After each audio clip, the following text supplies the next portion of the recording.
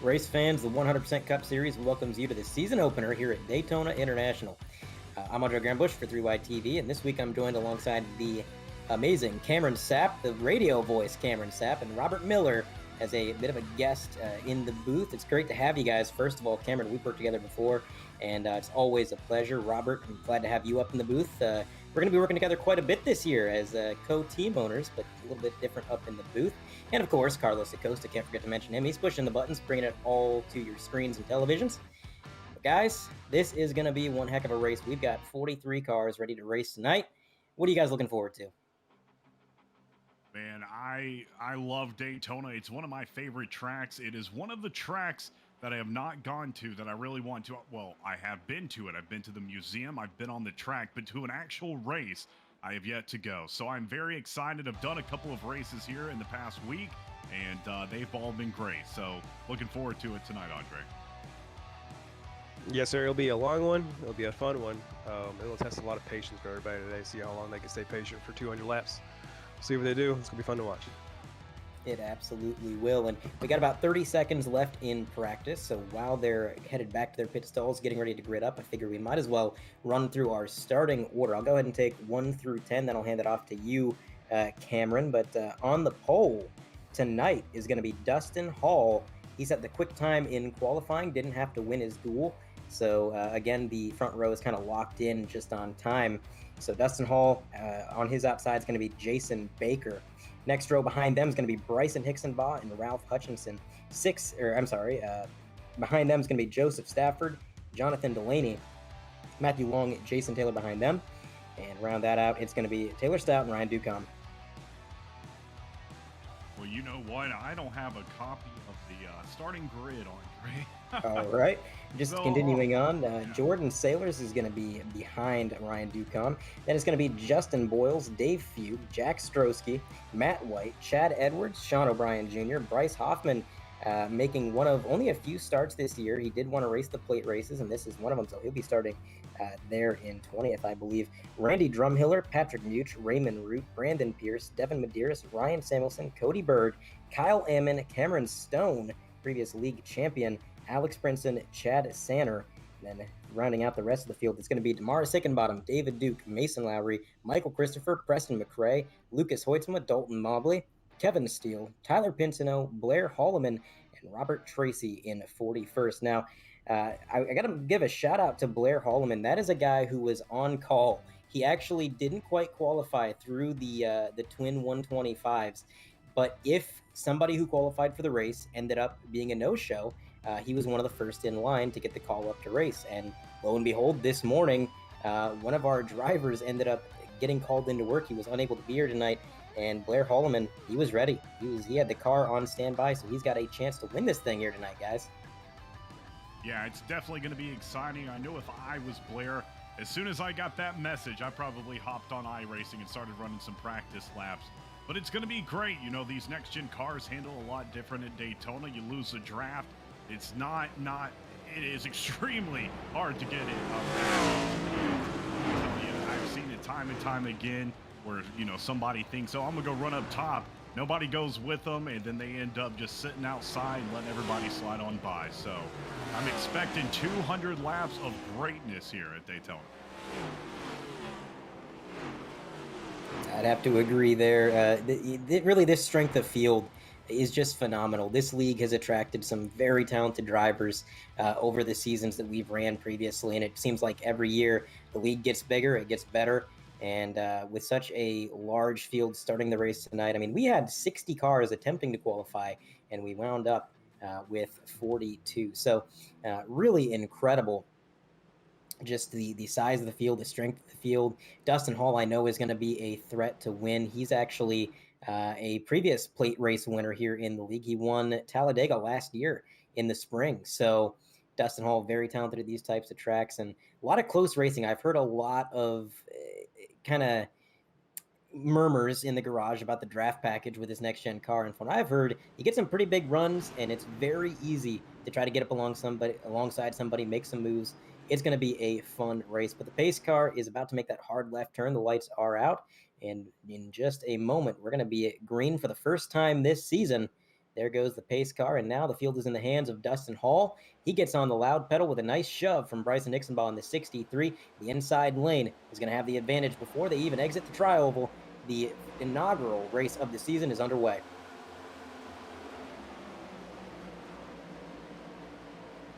First time this season, these guys are underway. The one of Dustin Hall edging on up on that inside line.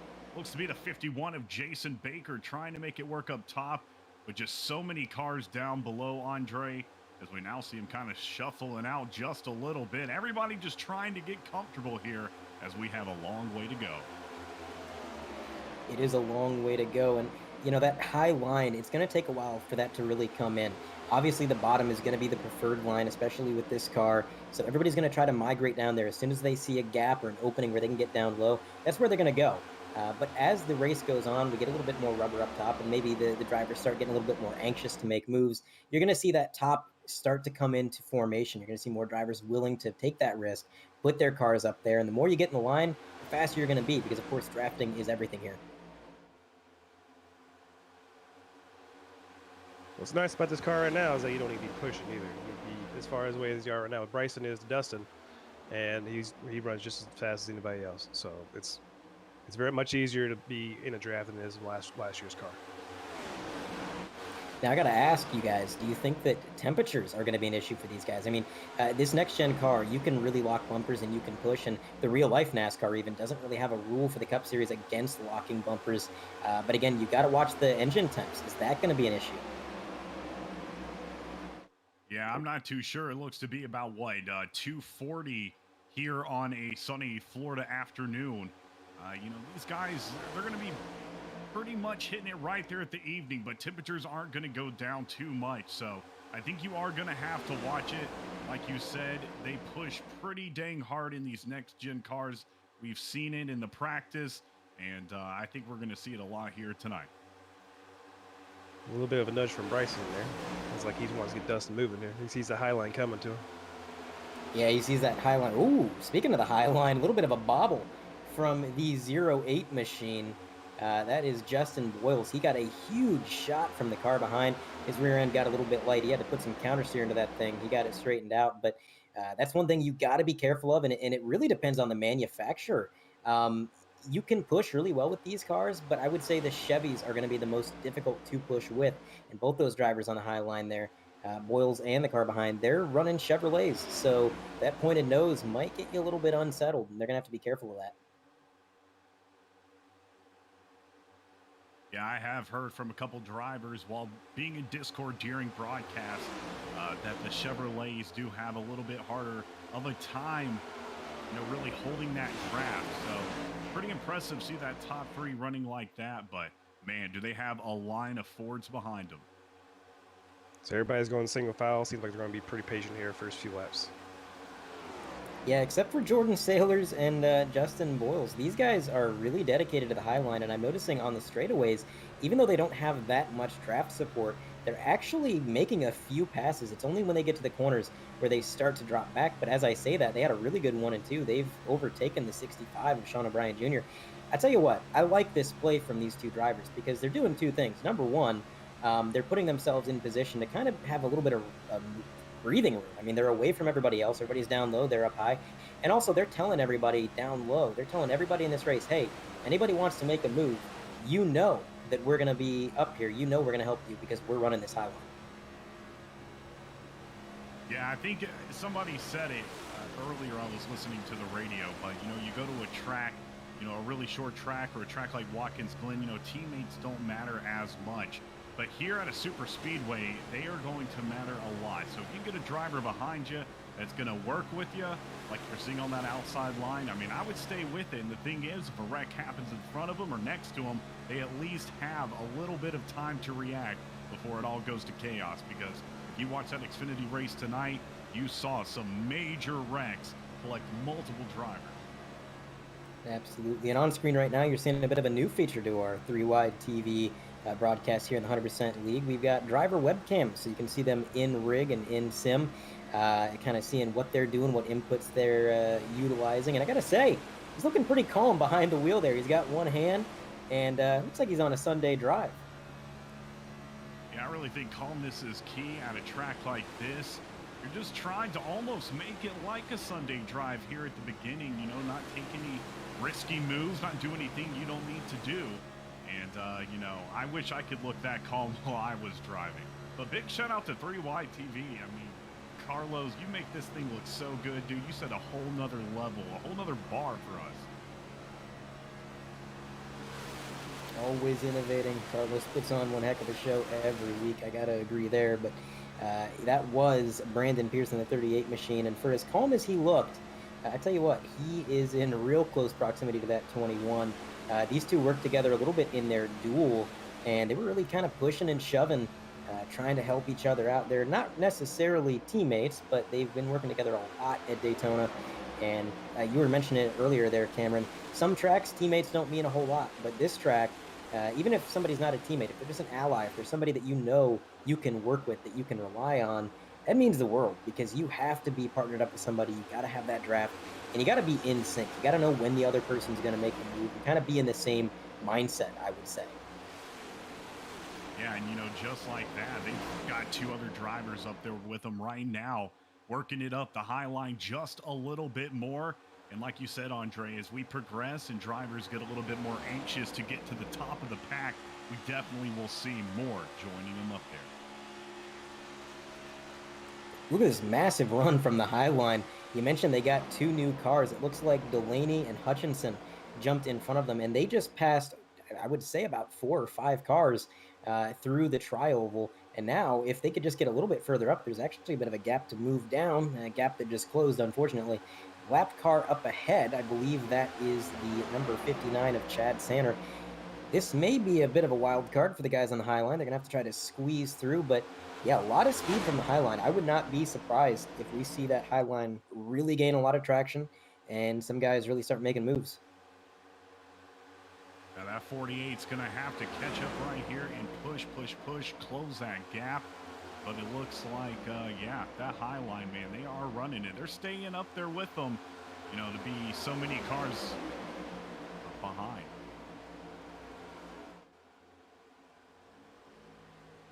And I got to point out, you know, a lot of these guys, I think, are going to be pretty aggressive trying to get up front, because you're talking to some of these guys before the race, the general consensus I heard was a little bit different than most years coming to these tracks. I always hear, yeah, you know, I'm going to ride in the back of the field. I'm going to try to avoid the chaos. I'm not really worried about being up front early on. This year, it seemed like a lot of these drivers were saying, well, during the twin 125s, a lot of the wrecks were mid-pack or back of the pack, so I want to be up front and avoid that. If I want to stay safe, I have to be in the front. So these guys are kind of jostling for position just to steer clear and keep themselves safe. And I think that might be part of the reason you're seeing some of these drivers like Jordan Sailors and Justin Boyle so dedicated to the high line, because they're really just trying anything to get up front.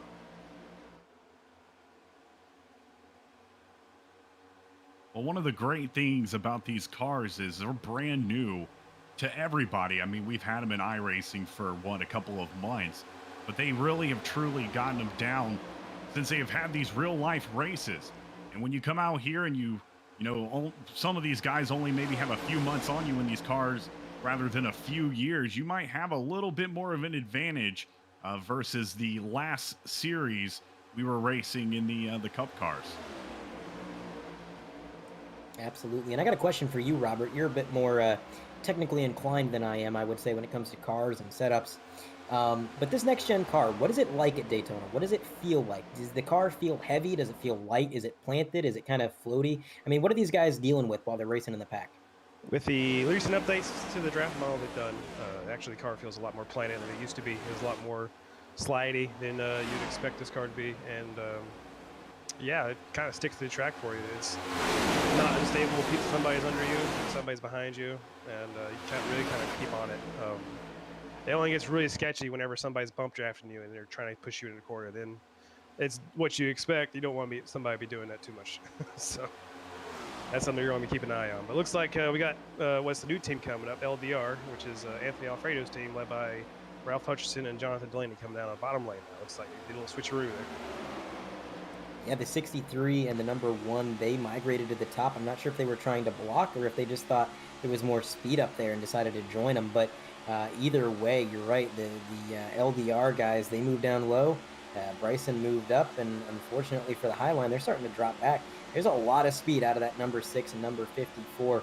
Jonathan Delaney, obviously no stranger to the front of the field here in the 100% series, but Ralph Hutchinson, that's a new name in this league. I believe he is a rookie this year. And man, to be a rookie and be out front, can't ask for much more. That's a good day, good feeling. Let's see what he keeps up with it. I definitely couldn't ask for much more. And man, oh man, did we see them shuffling like a deck of cards there on the back stretch. Everybody trying to figure out just exactly where they wanted to go. 54 of Ralph Hutchinson, like you guys said, now leading the pack around the back stretch. So it looks like all 4 LDR cars. It's Taylor Stout, Matthew Long, John Delaney, and Ralph Hutchinson, 1 through 4 on the bottom. They are leading the race now. That's what you want, 4 teammates right there with you. Yeah, I couldn't agree more. I mean, teamwork's so important at this track, but to have all 4 cars lined up, I mean, you know, that's one of those things that sounds easy to accomplish on paper. You're like, oh yeah, you know, we're gonna get in the race, we're gonna meet up, we're gonna get in line, we're just gonna go to the front.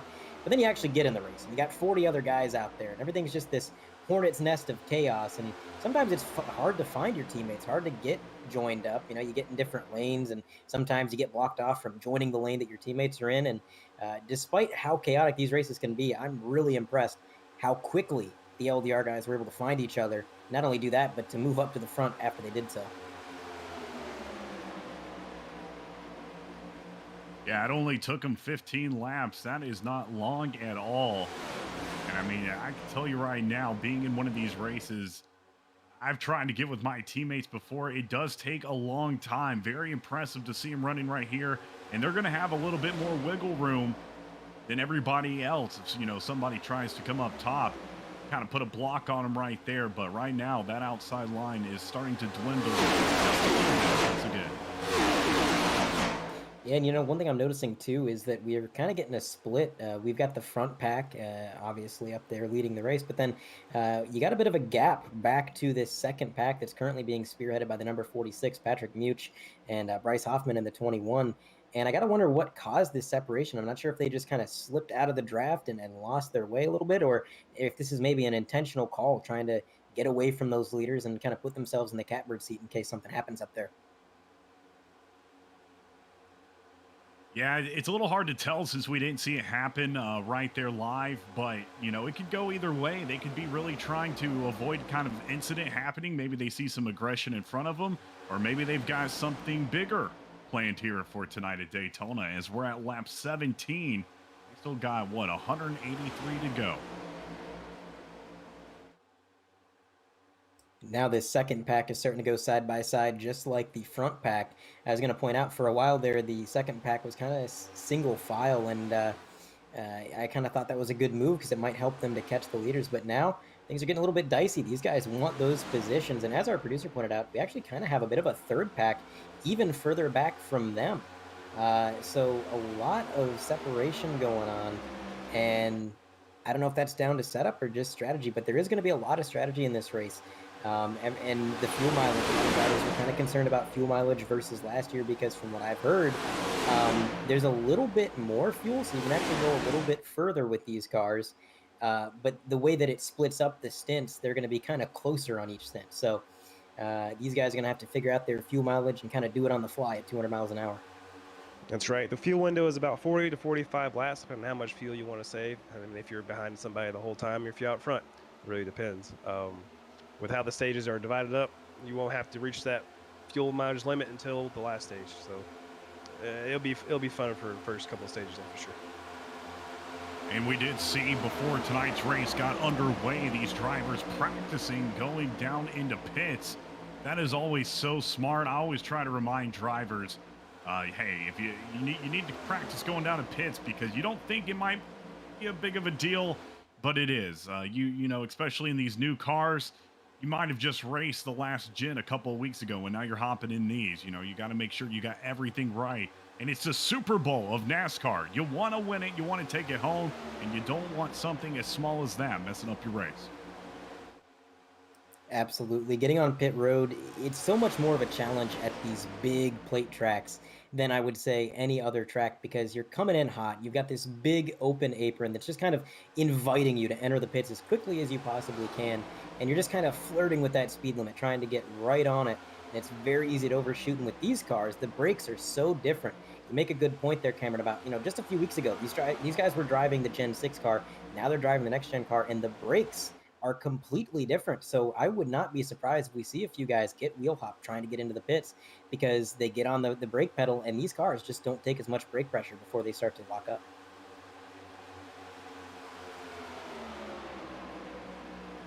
I can tell you right now, all my talk is from experience racing in official races here on iRacing. It's not fun. It's not fun when you're having a race and you're in third and then go down to pits, and that's what costs you.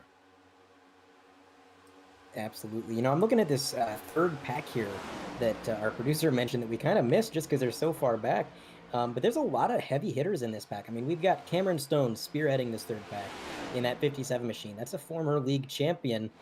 You've also got Kevin Steele. Now, he's a Daytona 500 champion last year.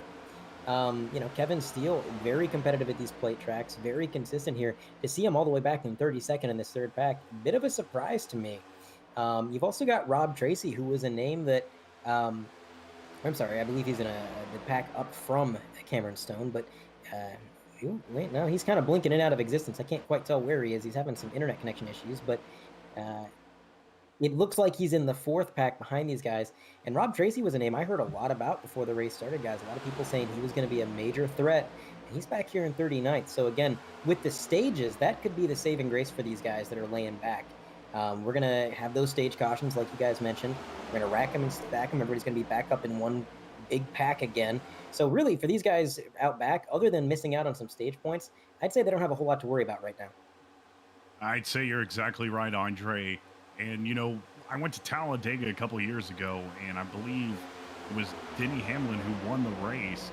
But he was sitting at the back of the pack. He was just sitting back there chilling, and then he waited for his moment, and man, he just started moving and moving, picking them off one by one, and then ended up there at the top. So, sitting back in the pack, it ain't a bad thing. Like you said, just missing out on a few stage points. You're wanting that win. You don't want the stage win. You want the win. It'd be nice to get them both, but sometimes you can't. Absolutely. Now, I'm noticing some damage on the number 12 machine, at least from my perspective, it looks like. And I'm not entirely sure where he might have got that, but I did hear him say something over the radio that sounded like he might have got in a bit of a scuffle. It doesn't look like a whole lot of damage, and I'm not sure it's going to affect him a whole lot, but that leads me to another question I want to ask. Obviously at a plate track, aero is going to be super important. Are these next-gen cars a little bit sturdier than the previous generation, or are they a little bit more fragile? What are these guys looking at in terms of sturdiness? It definitely seems like they're able to take more damage than the Gen 6 car in terms of aero. There's been a lot of reports this week of drivers taking 1 minute, 2 minutes optional damage on the car, and they're still able to keep it in the pack and even race for the race win with cars that aren't damaged. So it's really unknown still because the car is still new. Nobody really knows for sure. Yeah, I feel like I've noticed that as well. Seems like they can take a little bit more of a beating and be okay with it. But, I've done a couple of races for the next gen. We've had some bad wrecks, but nothing that, would be crazy enough to really give too much insight on it. Okay, so it looks like pit window's going to open up next lap. That'll be about 40 laps to go for the end of the stage at 65. So we'll see if anybody wants to take it early and try to get a jump on everybody else. Only cars that aren't on the inside right now, lined up for a pit road entry, is Team Conti boys, Dustin Hall, and Bryce Hoffman. Yeah, they're going to have a hard time getting down to pit road if they can't find their way to that bottom lane. And again, these plate tracks are very unique when it comes to pitting because it's not so much about getting the undercut or trying to get that long run strategies. We do have a few cars dropping to the bottom, preparing to pit, it would seem. But it's more so about just how many cars you can get to pit with you. You want to pit in the largest pack possible so that when you leave, you can link up, draft together, and make sure you make up as much time as possible. But for some of these guys, pit road. The bigger the pack, the more difficult. And there it is. A lot of cars making their way down pit road. And so far, it looks clean for all of them.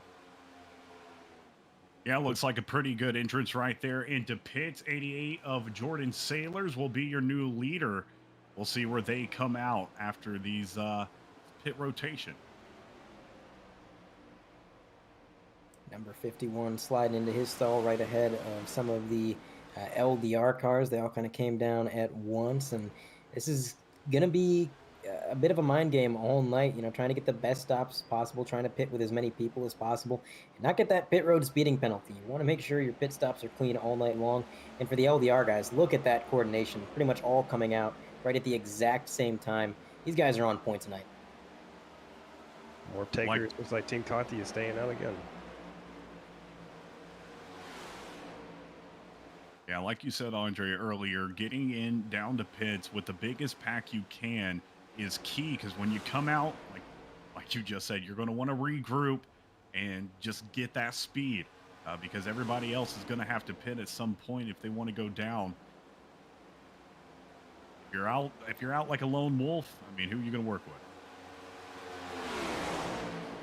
Yeah, absolutely. If you come out on your own, I mean, it won't be long before you find yourself 1, 2, maybe even 3 laps down if the run goes on long enough. Now, luckily, the first stage should be short enough that if anybody finds themselves out of the draft and they kind of lose a little bit of time, I wouldn't say they'd lose much more than a lap being outside of the draft. But still, it's very important to stay on the lead lap. This is a long race. You got to make sure you kind of keep yourself at the top of your game. You don't want to be playing catch up this early and making mistakes. You want to make sure that you have a nice, consistent night. And that's kind of what these plate tracks offer up, is a very methodical style of racing where, yes, you are full throttle the whole time. And yes, it is very frantic, but at the same time, you have to be consistent and you got to keep your wits about you, because if you don't, you're going to find yourself multiple laps down. And, this isn't a Charlotte or a Martinsville where you might be able to race your way back onto the lead lap.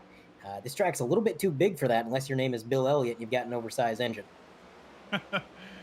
Yeah, I've seen that car in person. It is something else, man. It is so beautiful. But yeah, that's insane. You say that. I do the Throwback Brand Cup Series, and they race those 87s, and man, do they fly. We were doing it at Daytona, and they were hitting 215.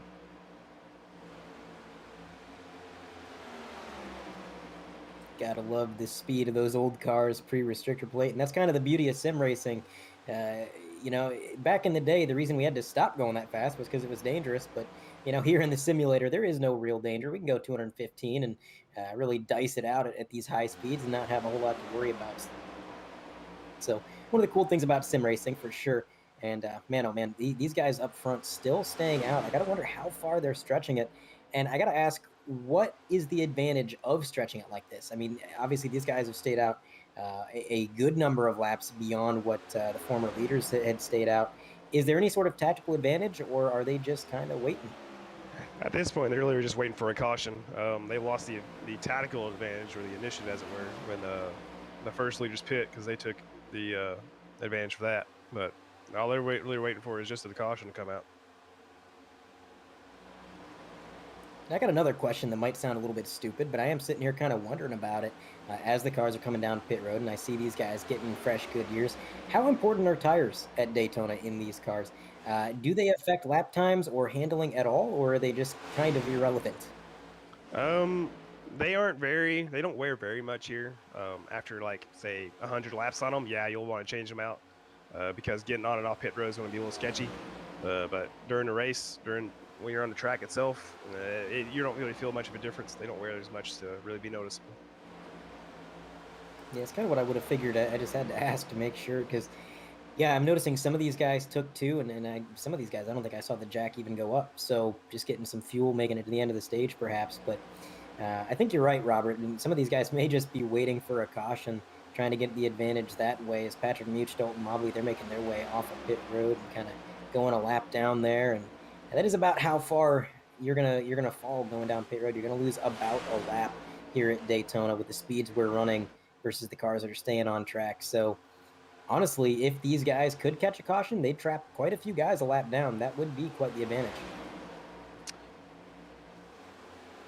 To give you an idea of how fast the LDR group is running, they're about a tenth and a half faster than what the leaders are running right now. After about 10 laps they've been out by themselves, that's about a second. They've been good gained on them just on pit road strategy themselves.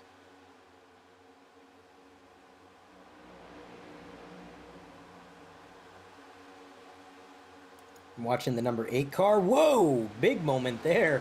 As I was watching the number 8 of RJ Root, he was pushing Devin Medeiros, and coming to the end of the straightaway, a little bit too much of a push. The 20 had to put some counter steer into that thing, got a little bit sideways, and man, oh man, I've heard from some of the drivers that once this thing starts to snap around, it can be very difficult to save. So it just never ceases to impress me when these guys get big loose like that and they somehow keep it pointed in the right direction. Yeah, that was very close indeed. I'm sure he is thanking his lucky stars here tonight as we see your leaders pass some lap traffic right there. But I could agree with you both. It seems like they're just waiting for a caution at this point. Not too much of an advantage of anything of staying out right now. So once they go by, I'm sure we'll see some changes up near the top of the leaderboard.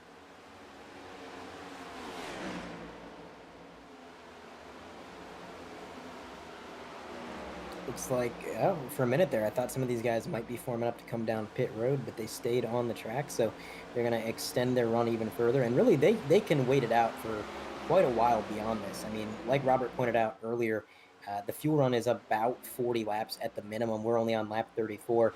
And in the words of Bryson Hicksonbach pre-race, he said, well, the fuel run's about 40 laps, but if you believe, it's 50 laps. I don't know what he meant by that, but these guys can go a little bit further. Yeah, this car has about 2.5 gallons extra in the tank than the Gen 6 car does, so you definitely go a little bit farther. Yeah, with the same engine. Just a mindset. Yeah, with the same engine. It's a mindset. Yeah, exactly. Fuel mileage is a human construct. We'll put it that way. The number 08. I'm looking at the rear bumper of that thing, and it looks like he's been bump drafted one too many times, ladies and gentlemen. I've seen this a few times, and some of the drivers were kind of raising concerns about this in the twin 125s. It seems like when you bump draft somebody, these cars actually do start to crumple on the rear end, and from what I've heard, it can affect the drag going down the straightaways. In fact, the twin 125s had an incident limit of 8x. If you hit 8x, you had to go to a backup car and start in the rear for the 500. And some drivers were getting 4x just from bump drafting. So I got to wonder if these guys are starting to separate just a little bit because they see what's happening with these bumpers and they want to make sure that they're not beating the snot out of each other too early. Yeah, I mean, you don't want to be messing with the aerodynamics of the car so early on, especially if it's being fragile like that. I didn't know it could be like that and that fragile, but oh man. It might not even be that it's fragile. Honestly, maybe I phrased that incorrectly. Honestly, I think it's just that these cars get such big runs that, they go to bump draft. They don't really realize that the speed differential is anywhere from 10 miles an hour plus. I mean, and you get a hit that hard, and even the sturdiest of cars is going to crumple a little bit at that speed. Yeah, that's true. That's true. Hitting it up right there. I mean, I know in the NASCAR heat days, you'd sometimes get a draft on somebody and you'd say bump because you were just about to slam them. And boy. It'll bend it in. The number 20 almost got turned by RJ there. That was pretty close. That's the third time that's happened. I mean, this is teamwork, but it's teamwork on a thin line, because if the 20 gets loose like that too much more, especially as the tires wear. I know you said they didn't matter too much, but I'd imagine the further they go, the harder it's going to be to correct that thing when it gets sideways as the tires heat up and then start to go away just a little bit. So I wouldn't quite be playing that risky of a game early on, but RJ's pretty determined to try to get out and away from this kind of miniature pack that they've formed. Yeah, there we go. Again, a huge shove down the straightaway from RJ. And it really seems like these guys have it down to a science. It's just every once in a while they get lined up either incorrectly or just too hard of a bump. Well, it's up to both drivers to maintain a consistent line and not swerve too much. The lead driver needs to be on his marks every time going around the corner, and the driver behind him doesn't need to be staring at his bumper, because you get this weird syndrome where you try to follow a mark on the car in front of you and you start swerving. You miss his bumper essentially. So you need to look in front of you like you're driving on a normal highway in order to stay straight and even with it. Yeah, a lot of drivers will try to keep their eye on the double yellow line at the bottom of the track if they're running the bottom, to kind of keep themselves centered and oriented, because you're absolutely right, Robert. If you're just looking at the guy ahead, every little weave that he makes, every little bobble he makes is just going to be amplified. It's like playing a game of telephone. It starts out as nothing, and then the further down the line you get, the more out of line it is. So I got to ask because I've really not driven this car that much. How much visibility do you have towards the driver's side of the car? Can these guys even see that double yellow when they're this close to it? Yes, you have plenty of visibility to your left. It's really to your right. It gets a little weird because of some of the hood vents and stuff, but to the left, you got all the visibility you need, really.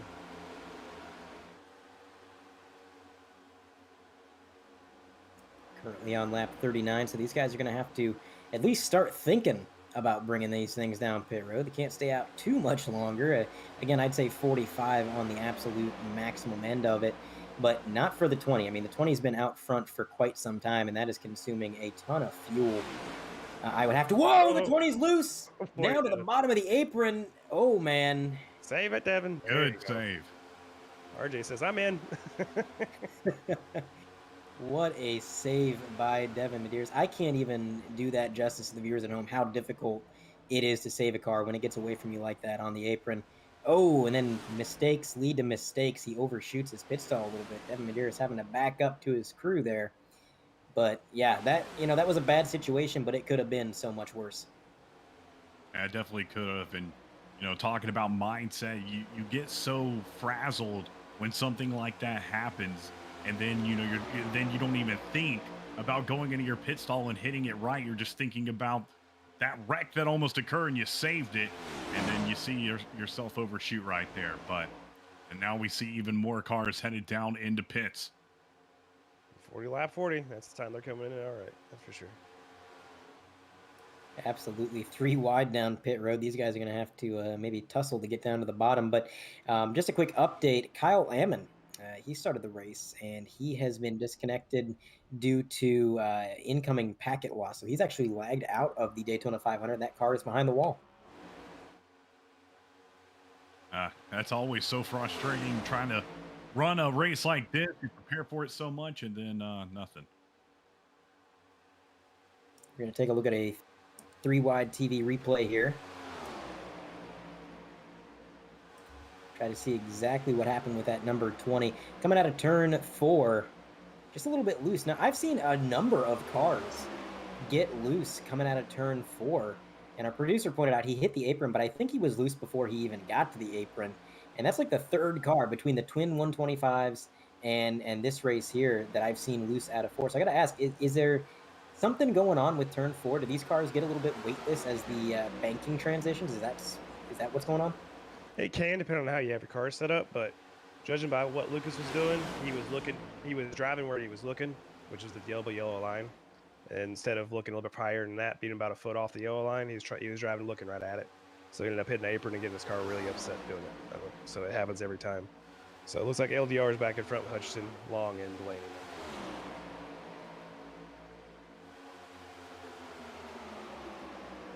I'm surprised these guys, I guess I'm not surprised that these guys found their way back up front. They pretty much had flawless pit stops. On your screen, that's kind of the second pack that kind of fell back a ways, spearheaded by Dave Fugue, Dustin Hall, Bryson Hicksonbaugh. Those are some power players. Dustin Hall, again, really good at these plate tracks. Bryson also very good here. And Dave Fugue, he's had some success at these plate tracks. So this second pack, there's some big names here, but what does it take, guys? What does it take for a second pack when you have the separation to catch up? Do they have to form up single file? Do they have to push each other? Oh, 48 sideways down to the apron. But yeah, back to my question. Is it possible for a pack like that to gain ground on the leaders? It has to be a caution, honestly. There's if it's 2 equal packs pushing, single file, you're not going to be able to catch them in time. It's too close to call. It's like maybe half a tenth if they're really doing it right. So they really need to caution in order to catch up ground, which if they do it right, they will have it in about 23 laps.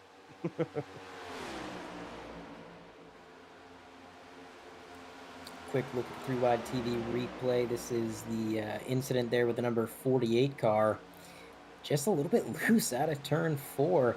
Not sure if he was trying to get down so that he could pit or what was going on there. No, he came back up on track. So, yeah, just a little bit loose out of the turn again. So, it seems like some of these cars, with the way the setups are, they're just kind of getting a little loose. And I got to wonder if maybe that's something to do with the independent rear suspension that's new to these cars this year. Yeah, I can tell you right now, I got a setup for my next gen Chevrolet, and I was kind of having that problem out of turn 4. I mean, I was controlling it, but it would hit a certain way when you were just coming out of it if you were down to the inside, and it would feel like it was just taking it right out from under you. So I can definitely tell you that I have seen this occur before. I'm looking at the scoring and timing, and we got a few drivers that are at risk of going a lap down here. Mason Lowry, Cody Bird, they're about 41 seconds back. And given that our lap times are about 46 seconds at this point in time, they may be caught by the leaders by the time this stage is over. Again, we got 21 more laps in this stage. So they're going to have to really be aware of that. And thing is, unfortunately for the lap cars, there's not a lot you can do. I mean, you can't play it too defensive. Nobody wants to be the guy that's going a lap down and accidentally wrecks the lead pack. Really, I'd say the best thing you can hope for is just to let the leaders by and hope you can fall in line in the lead pack. Yeah, I would have to agree. It stinks going a lap down, but you just want to let them on by. I always say, you'd rather have a car that's in perfect condition or at least good condition than a wrecked car, doing something stupid when the leaders are coming. So, just letting them on by, let them do their race, and then, like you said, catching that draft, trying to get a little bit of speed. Maybe you can make something work down the road a little bit, but we're coming close to the end of stage 1, so not too much time at all. Some drivers, I'm sure, are praying for a caution. And so far, it has been a caution-free race, which, in any other league, I might say that surprises me. These plate tracks tend to be caution fest sometimes, but the 100% Cup Series, man, these guys are just on another level. The vetting process to be involved with this league, just the caliber of driver that it seems to attract. We've had a lot of caution-free races, and so far this race has been extremely clean, which is no easy feat at a track like this. I think most of us know from racing official races too, it is not an easy task. So big kudos to these guys for racing a clean race so far. I know the last race I did, I think at Daytona, we had a caution on the first lap. So this is much better. This pack here doing a great job staying in line. You're not seeing too much weaving, a little bit here and there, but you are noticing the cars that are further back in the line. Those are the ones that are weaving the most, and it kind of goes back to my point of, every single little bobble that the front car makes, it just sort of becomes more extreme as you go down the line, and it can be very hard to stay perfectly in line. Bryce and Ixenbaugh right there on the bumper cam. I love this shot because you can see exactly how close these guys are cutting it, what they're doing when it comes to the bump drafting and how close they are. But Bryce and Ixenbaugh with the newly formed ASMR, Ace Moneymaker Racing. He was part of Team Highside last year. The team underwent some rebranding and hired some new drivers, including Kevin Steele, who's a little bit further back in the grid there. But these guys have high hopes this year. And it's kind of funny, guys. Bryson Ixenbaugh, prior to this season, was saying, yeah, I think I'm retiring from the league, or at the very most, I might just go part-time. But then he got in this next-gen car, and he made a few laps with it at Rockingham and a few other tracks. And he said, man, this thing is a riot. And now he doesn't want to stop driving this car. He committed full-time, got the team rebranded, and here he is running 7th. I mean, yeah. I do like these cars a good bit. I feel like they are definitely easier to drive. Got a little bit more feel to it, but I can relate to that because I have one of my good friends who he kind of comes in and out of iRacing and stuff, and when he got a seat in the next gen, he loved it. He's also been really heavy into dirt lately, but it doesn't take much to get a racer that feel again, that feel of wanting to race. So it's really cool to see that iRacing and bring these next gen cars and bring some racers back to the table. Absolutely. This next gen car, I think iRacing really knocked it out of the park.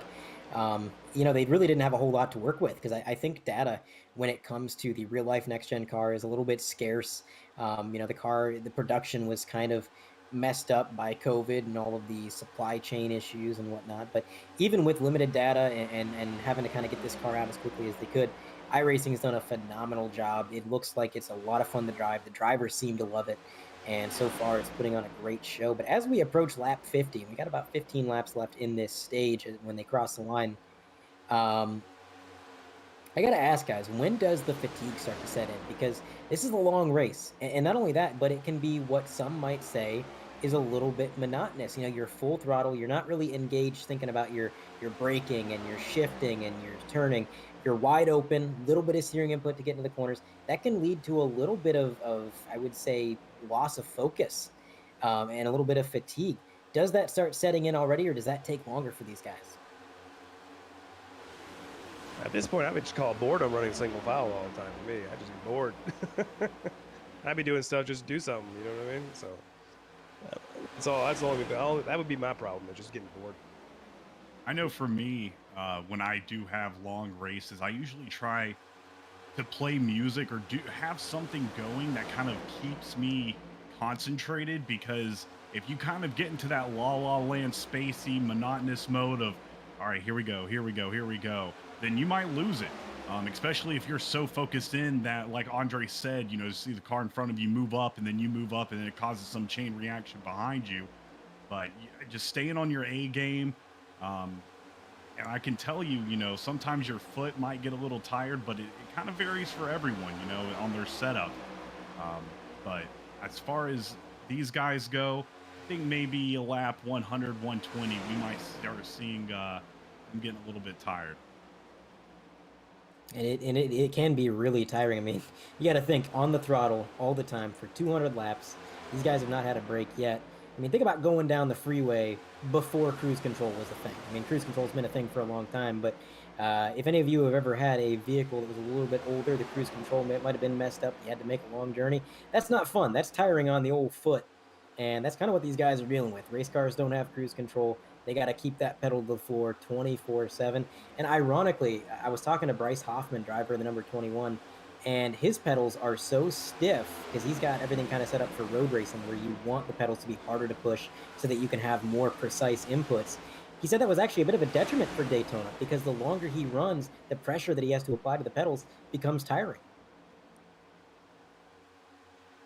Yeah, it can definitely wear on you. I mean, it's no joke. I mean, a lot of this come from the console side of things, and we usually didn't run races this long. I mean, most people aren't going to stand in front or sit in front of their Xbox or PlayStation for 2.5 hours.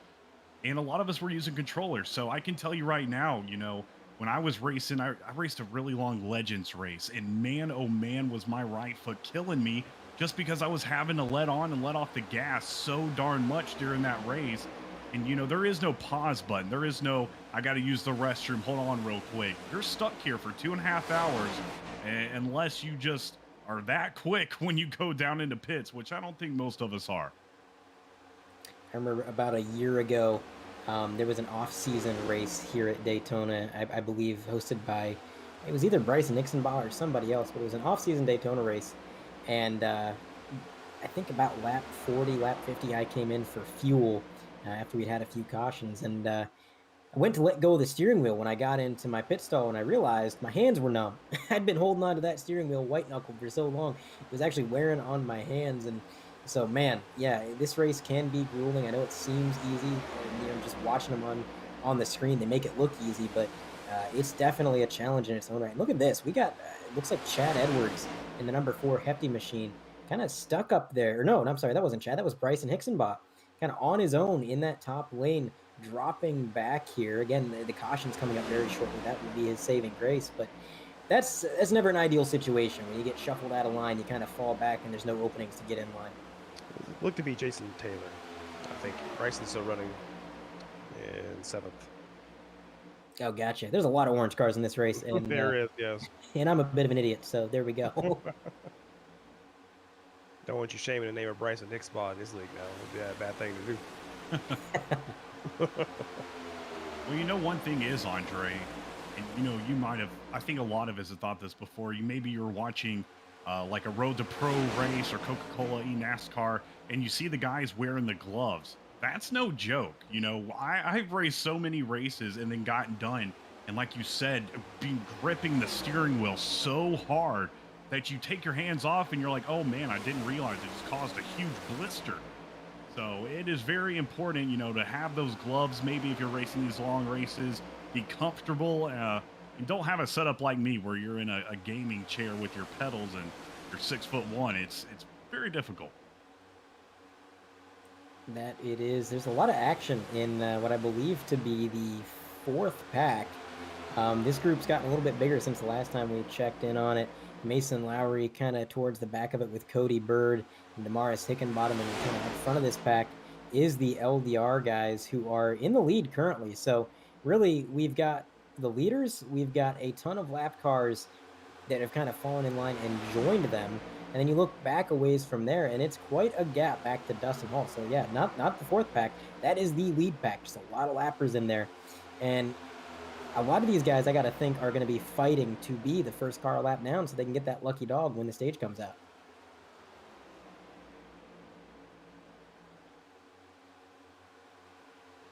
Looks like the LDR guys moving down to the bottom, shifting lanes. That was a little bit dicey there.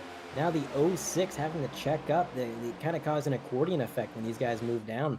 But yeah, I would not be surprised to see this heat up, because if you're the first car lap down, you get to be back on the lead lap when we restart. And if you're not, you're gonna have a long race trying to get back on the lead lap. Yeah, it's not easy at all getting any kind of time back here at Daytona, especially when you've got this kind of pack racing like we're seeing here today for the 100 Cup Series. Ralph Hutchinson in the 54 Chevrolet still leading these cars around. We are just about 5 laps away from stage 1 being over. We might see a little bit more aggression as we count down these next few laps. And for context, David Duke right now in that number 78, he is the lucky dog. Currently, he's eligible for it. He's got Blair Holloman right behind him. So these two, they're not just battling for position, they're battling for that lead lap position. And really, I don't think there's anybody within range of the leaders to go a lap down before we get to the end of the stage. So as it stands, it looks like it's going to be a fight between these guys.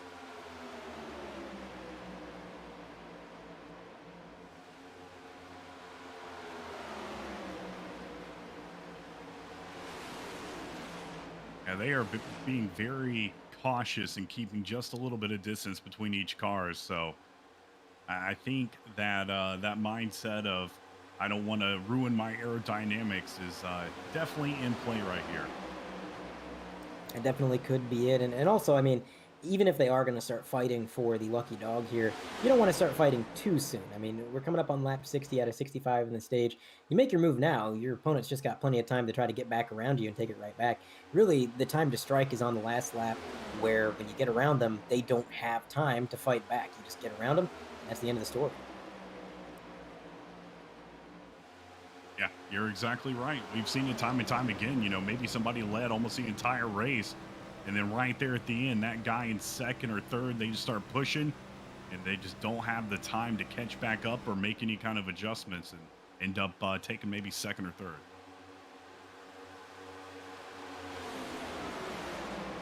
And I'll tell you what, I'm not going to count this 06 out yet for Lucky Dog. Blair Holloman has a lot of speed in that 06. I'm riding along with him from my perspective here in Sim, and I'm hearing him cut that throttle a lot when he gets to the rear bumper of that 78. So I think when it comes time to make a move and try to get that position, he's going to have the car to do it. We're just going to have to wait and see as we're on lap 61 out of 65. And again, the LDR guys have just been so dominant up here. Right now, Ralph Hutchinson still leading the way. And then you've got Long and Jonathan Delaney right behind him. So a lot of great things out of this team so far, but they're going to have to keep it up because, again, we're kind of early on in this race, 60 laps out of 200. Got a lot of racing ahead of us as we're starting to get a little bit of separation from the LDR guys. These guys were kind of too wide at one point, bumper to bumper. Now the pack is starting to split up, and actually Dustin Hall and Bryson Hickenbottom did close in last lap, but they're too far back to really do anything with it. They'd have to close in by a little bit more. So right now they're pretty much locked in where they're at until the end of this stage. But lap 62 as they cross the line, and all is calm so far up front. I was going to bring that up, Andre. Looks like Dustin and Bryson are able to run about 0.2 a lap faster than what the LDR cars are running up front. So I have a feeling once the stage break happens and they want to bring them back together again, they got something for him here in a little bit. Now, let's say some of these drivers don't like the handling of their car. They find something that they want to change. Is there anything these guys can do on pit road that would substantially affect them at Daytona, or are pit road adjustments kind of unimportant at a track like Daytona? Tire pressure is really the only big one you can do. There's not much aero adjustment you can do with this car. There's not much you can do on pit road, but is what I mean as far as aero is concerned. It's mostly just a tire pressure adjustment. Even in here, it's not going to be that big of a difference because it's all aero here. So it's kind of run what you brung. You bring your setup into Daytona and hope that it's good enough. Looks like pit road is closed, so these guys are going to have to stay out on track if they want to avoid a penalty. That'll happen for every single stage. Coming up on another lapped car, that is going to be Sean O'Brien Jr. up top, and he's now going to be the first car lap down if he can't fall in, or if he does fall in line ahead of these other drivers. But no, looks like David Duke's going to get around him. So Sean O'Brien is majorly off the pace here, guys. He's going 175, and he is dropping like a rock. His front end is crushed in real bad. Sean O'Brien is. Well, last lap of the stage, 54 pushing up top, trying to get past some of these lap cars. If he keeps it right here, he will be the winner of this stage. And as they get around this number 12, I'm looking at the rear end of this car. It is absolutely destroyed in the back. I'm not sure if that's something tied to what happened to Sean O'Brien or what's going on there, but he has more damage than the last time we checked. But coming out of turn 4 for the final time in this stage, once the lead 10 cars have taken the line, caution will be thrown, but it is going to be the number 54, Ralph Hutchinson, taking the stage win. With long behind him, Delaney, Stout, I'm sorry. And looks like David Duke will get the lucky dog position. No, Mason Lowry at the line gets ahead of him, takes the lucky dog. So the number 56 is going to get back on the lead lap. The rest of the top 10 that grabbed points is going to be Jason Baker, Joe Stafford, RJ Root, Devin Medeiros, Dustin Hall, and Jordan Sailors is going to grab that last stage point. Yeah.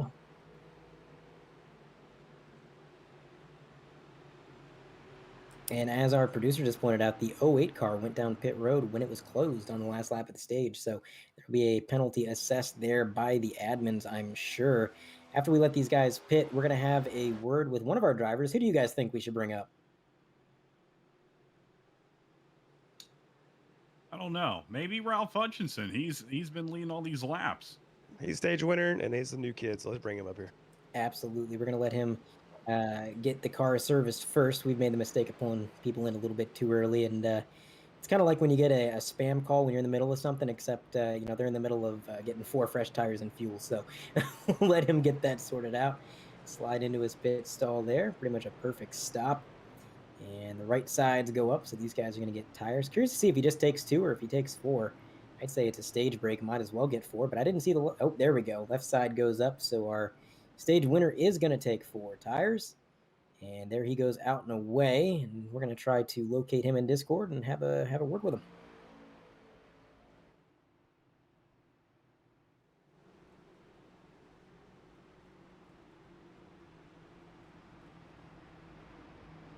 Ralph Hutchinson, you got a copy? Yes, sir.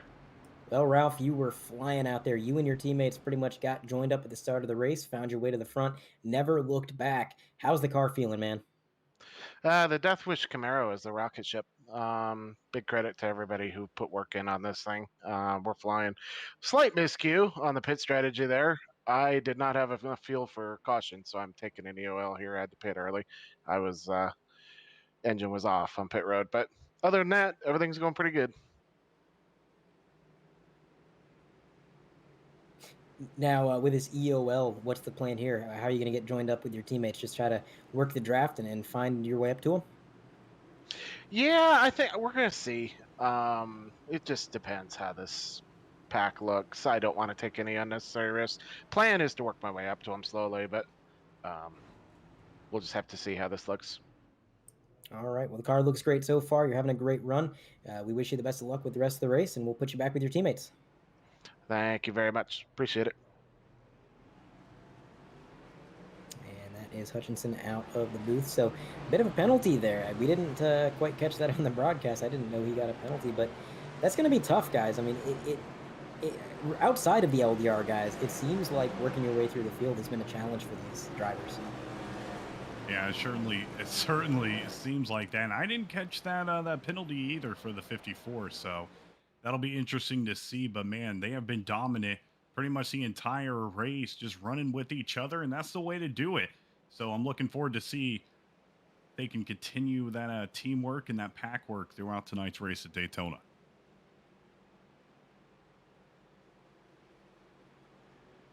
Listening on the driver radio, I think the driver of the 08 was a little bit turned around in terms of the rules of pit road, hence when he pitted there, getting that penalty. So unfortunate there, but he'll try to make a bit of a recovery.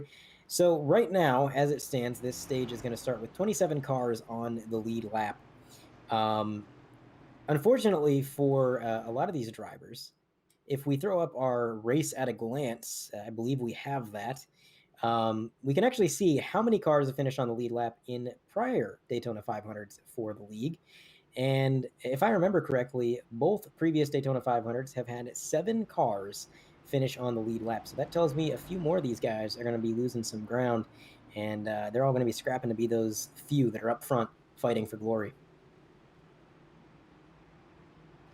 Yeah, I think somebody said, maybe it was Denny in the booth today, that it's just good to finish the Daytona. If you finish a lot of the time, or you don't wreck, you'll be in the top 10, because as you see time and time again, usually we'll get some pretty darn big wrecks. I mean, the term "the big one," coined here. So, well, we haven't seen a caution yet, other than for this stage. So I'm interested to see if we do continue to go caution free the rest of the night, as Andre has said a couple times. 100 Cup Series, a great group of drivers, so they've got the skill. I don't know if they'll have a caution. And we did finally get our race at a glance, and I was right. Both of the previous Daytona 500s had 7 cars finish on the lead lap, so let's see if we can get triple sevens. I don't know. Also, in our little drivers to watch, Dustin Hall started on the pole, won Talladega. He's a driver that's been in and around the top 10, just hasn't been leading the race so far a whole lot. I mean, it just seems like a lot of these guys are struggling to find the speed that LDR has had tonight. But, like Robert pointed out, when Bryson Hixenbaugh and Dustin Hall got together, they were faster than the leaders. So I'm curious to see what they can do on this restart as we roll through turn 4. And lights are off on the pace car. It's going to make that hard left turn. And the field will be in the hands of the number 97 car. There it goes. 51 closes in on the bumper. He's on the loud pedal. We are racing again for stage 2 here at Daytona. Look at that run the inside's going to get. The 97 is going to come down and join them. But look at this. We've got RJ Root in that number 8. He's the second car in line on the outside. And I'll tell you guys what, he's been one heck of a pusher so far today. We've seen what he can do when it comes to bump drafting. And I'd say if you have somebody behind you pushing you, that's not a bad car to have. Yeah, I think I said that earlier. As a man, oh man, we see somebody shooting down to the inside. You said earlier there's so many orange cars. I believe that was the 63 of Bryce and Hixenbaugh. But 51, 8, and 70 just pushing up on top. Getting a couple of more cars could really help, especially if they could, mend that gap between, I don't know how far back they are, but pretty substantial gap up there on the top side. Sorry to cut you off there. Huge bump from the number 8 to the 51. They got a little bit sideways, actually lost momentum because of it. I believe the 51 had to get out of the throttle. He was so sideways. That's the game these guys are playing. The number 8 is trying to make up ground. He wants to push that 51 as hard as possible to get up front. But man, you cross that line, you push just a little bit too hard, and you're going to find yourself having a bad time. Now look at this. Bryson Hixenbaugh, Dustin Hall to the top line. RJ Root's going to be pushing that number 1 now. And again, Bryson and Dustin were really the only pair that seemed to have anything for the leaders. Now they're going the wrong way. That top line has to really stay patient and work together for multiple laps for it to really build up enough energy to start rolling. It takes a long time for the top line to come in. If you harken back to the first stage, LDR was up there on the top line for about 10 laps before they really started making moves, before they went down to the bottom and took the lead.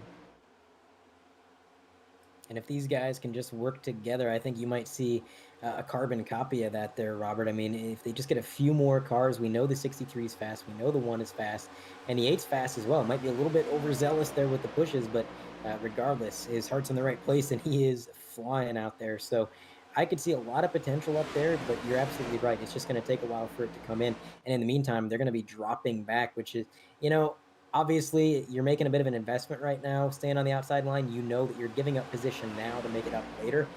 But even knowing that, it's hard to see that inside lane just kind of freight train and go by you. Yeah, as Robert said, patience is key. If you want to stay up there and make it work, you're going to have to give it some time. Nothing good comes quickly. And just staying up there, like Andre, I keep reiterating what Andre said, but, just letting those guys know on the bottom, hey, we're up here. We're going to do what we can do. Once it gets closer to the end of the stage, maybe we'll get some more drivers up here, but got to work together, keep it up there, and don't give up. You really have to commit to it. That's like marrying your wife or fiance, I guess, in this case, right? So you have to really commit to her, otherwise you just have a bad day. Man, that's why I'm up in the booth and not on the track. I got commitment issues. But yeah, that high line, not picking up as many cars as I would have thought. These drivers have been so successful in the league. I feel like if I'm somebody on the bottom and I see somebody like Dustin Hall, Bryson Nixonbaugh in the top lane, I'm thinking, yeah, I'm going with them. I know those guys are good. But yeah, a lot of people just kind of playing it safe, sticking to the bottom so far, including Cameron Stone. I believe this is the furthest to the front that Cameron Stone's been all night, currently running P8, or at least he was last time across the line. That Silver Bullet Racing Machine, SBR, that's a newly formed team as well. Cameron Stone formed this team in the offseason. RJ Root is actually his teammate to his outside there, as well as Bryce Hoffman and Mason Lowry. So these 4 drivers having good runs so far, but Cameron, it took him a while to get up front. Now that he's here, curious to see how patient he is, because talking to him before the race, he always talks about how patience is so difficult at these tracks. All you want to do is get up there, make some passes, and find your way to the front. But sometimes, like Robert was talking about, like Cameron mentioned, it just don't work like that. You have to be patient. So curious to see what Cam does here. The top line was getting some momentum going too. They made it up to about 5th place in line on the bottom, and then RJ fell off, and they're gonna start falling back here in a second. And it's no surprise either. I mean, again, RJ Root is teammates with Cameron Stone, so to see him drop in line to maybe try to support the boss man, yeah, that does not surprise me. But unfortunately, that leaves the 63 and the 1 high and dry. Now they're going to be left to see what they can muster on their own, because really, I'm looking back through the field. There is nobody to support these guys. They are the only ones on the high line, and that's going to make it difficult. Yeah, making it extremely difficult. Now coming up on some lap traffic, it seems Matt Long going to lead that inside line around 6. Doing a little peeking right there just for a moment. Car up high here. It's going to be fun. Yeah. 3 wide momentarily. Looks like everybody got through, no worse for wear. But, I say it every time we go to a plate track, but I got to reiterate, I definitely feel and I sympathize with the drivers going a lap down at these plate tracks, because it is easily the scariest thing at these plate tracks to have the leaders coming up behind you, to know that you don't want to mess up their run, and to know that, really all you can do is try to let these guys go. But even if you go up to the wall, this track's pretty narrow. Daytona is not Talladega. It is really narrow, and going 3 wide is a challenge. And as these guys are freight training by, you're just death gripping that steering wheel, hoping that they hold their line, that you hold your line, then get around you cleanly. The 88, Jordan Sailors, he's doing everything he can. He's doing his job absolutely correctly. And again, not a role I envy. It can be very scary. Man, if I was Cam, I would have popped up in front of Bryson by now. They're able to stay up there with them, with just 2 cars. Imagine what happens if you get pushed by them. Oh, man. Make me want to go back down there and start driving again. Yeah, the relationship between Cam and Bryson is, I'll put it like this. Well, Bryson and Cameron and I, we'll get together on the, during the weekdays, and we'll play board games and stuff on Tabletop Sim, and we'll hang out, we'll play golf video games and have a good time. But on the track, that friendship, I don't think it's really there. I don't think they're going to help each other on track like they would off the track. So to see Cameron Stone stay in line at the bottom and not really help out the 63, I think it's a rivalry just born out of respect. Cameron Stone knows how good Bryson is, and Bryson knows how good Cameron Stone is, and you're not going to help the only competition that you really see as being maybe better than you. It could be possible, yeah. But here at a plate track, you have to take advantage of it. Oh, we got a yellow flag. Yeah, definitely have to take advantage of it when you can, but you got to set aside the rivalries and the grudges. And I don't know, Cam likes his rivalries and grudges, but trying to figure out what the caution was for as I scroll through here, not seeing anybody in any immediate danger. It's like we had a car going down into the grass.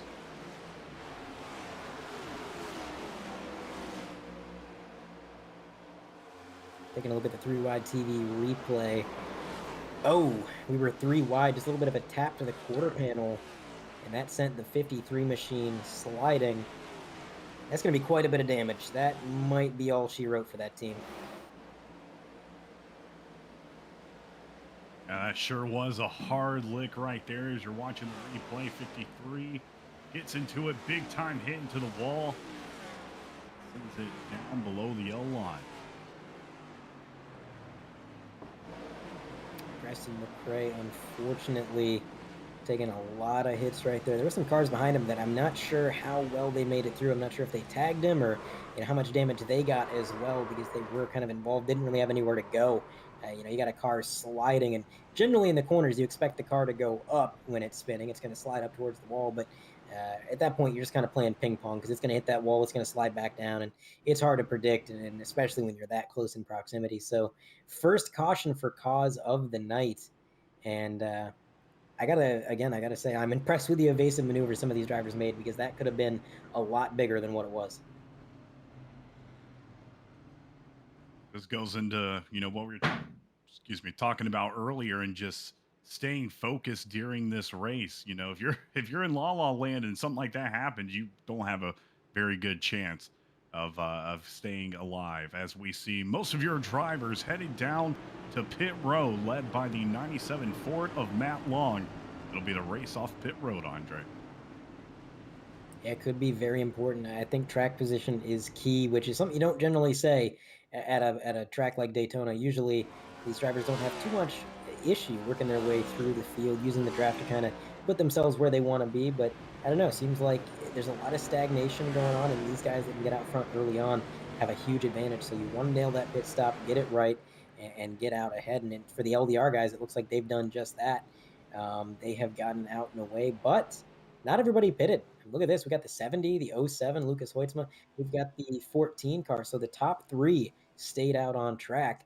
That's going to give them really valuable track position, guys. What's really interesting what they're going to do with pit stops, because right now, nobody can make it on fuel yet. So it's going to be really close on pit stops for the ones who are taking it. They may top off if they really want to. We'll see. There's the 53 on pit road, getting some of the bodywork beat out of that thing, try to get the dents pulled out, and examine the car for any further damage. Although I got to imagine, man, that damage goes beyond bodywork. I think there's some structural damage there, maybe some A-arm or chassis warping, because that was a number of hard hits, unfortunately. Hopefully, he can get that thing back out on track. It's a long race. Who knows? Daytona has had some pretty crazy things happen, so maybe he gets out on track. Maybe he salvages some decent points. We'll have to wait and see. But lights are still on the pace car, so these guys are going to be pacing around one more time beyond this lap. Who's our pit road reporter? Bryce Hoffman, I think. Bryce Hoffman. Let's go ahead and see if we can't pull him down real quick. If I can find him. It'll have to be a quick interview because I think the lights are going off, but we'll bring him in. Snippity snap. Bryce Hoffman, you got a copy? Yeah, I got a copy. Well, Bryce, how's the car out there? What's your race going like? I'll be honest right now, it's a little terrifying. The checkups are getting pretty bad. A lot of checkups. So, being in the pack, is there a lot of weaving going on, or is it just the checkups? The weaving isn't helping. I can tell you that right now. It's a little scary to be out here right now. Everybody's getting used to racing again. It's been a few months. Do you think the intensity is going up as the race progresses, or has it been this intense and scary the whole time? It's been this way since I think we pulled off pit road. All right. Well, the lights are off on the pace car, so we'll put you back in your chat there. But good luck, and hopefully things calm down for you, Bryce. Yeah, I hope. Thank you. Bryce Hoffman out of the booth. He seemed a little bit startled there, guys. Yeah, I mean, I would be too.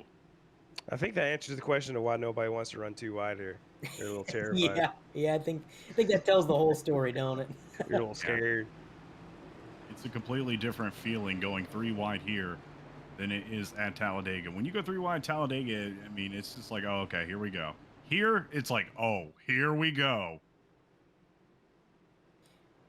And here we go with the pace car getting ready to make the left-hand turn. Lights are off, and we got Lucas Hoitzma, and looks like Michael Christopher on his outside. Hoitzma will be the control car, I believe. Nope, Michael Christopher is the control car, I'm sorry. So it'll be up to him when they go. There goes the pace car. 97 closes in on the rear bumper, but the 70 gets a great launch. Now, I got to say, getting a launch like that can sometimes be a detriment at Daytona. You don't want these guys to get too big of a run. Oh, and caution's out immediately. I've been there. Scanning through the field. Possibly Justin Boyles. Big checkup on the back end on the high side. Alex Princeton over the wall, right? Start to finish line. Oh, yeah, a lot of damage to that number 9. I just went to his perspective. See if we can't dial up a 3-wide TV replay here. See exactly what happened with Princeton. That's, I tell you what, that's not helping Bryce's nerves, because nothing is scarier as a driver than going green and then immediately back yellow. He wasn't lying when he said the checkups were crazy. So there's that. No, he was not. Looks like Chad Edwards got checked up by the guy in front of him, and unfortunately that 9 car just nowhere to go. And he's nothing Princeton could have done in that situation. He slowed down. He did everything right as a driver. But the thing with the accordion effect is only so many cars can really slow down properly. I mean, eventually you're going to get to that guy that just can't get on the brakes quite quick enough. Maybe they're too close to really do anything. And unfortunately, Princeton got tagged. So, yeah, big checkups. Yeah, if it's what happens when we don't have live spotters for everybody. You just don't see everything happening. You only see like 2 cars in front of you most of the time. So if everybody checks up, you got nothing but to react. And sometimes it's not enough. Yeah, I mean, again, there's just nothing a lot of these guys can do. Nothing Princeton could do, and the driver who made contact with him, nothing they could do either. Like you said, Robert, the visibility is just really low. I guess it was Jordan Sailors that made a little bit of contact there. And visibility is low. You can only see so many cars, and as you mentioned, not everybody has a live spotter. They're kind of relying on the in-game spotter, and the in-game spotter is good for what it is. Don't get me wrong. But it can't always tell you all the info that you need, especially on a dime and quite as quickly. But it seems like we got a few cars coming down pit road, including Kevin Steele. So this is interesting. You said they were going to be close on fuel last time they came down pit road. Where does this put them? Oh, they're in the window now. They can make it, especially with being under caution. They'll be able to make it from here. If they say their fuel right, they will absolutely make it. The ones who are pitting now, the ones who are staying out, it's still going to be a little sketchy. You probably aren't going to make it. Which is interesting because we got some LDR guys, it looks like, staying out. Yes, it does. I wonder what they're going to do now.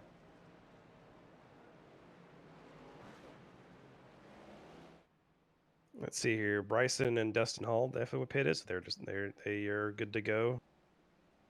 Looks like top 11 stayed out, or top 10, excuse me, something like that. And that's going to put them, like you said, in a bit of a precarious situation. I mean, I from here, I guess I could imagine that somebody could save theoretically if they were using the draft right and kind of taking it easy on the throttle. But even if they were doing everything they could to save, it would still be a pretty close call. So I think this has just got a whole lot more interesting. Oh yeah, but at this point, I want to see it go green just for the interesting strategy. I want to see it. I agree.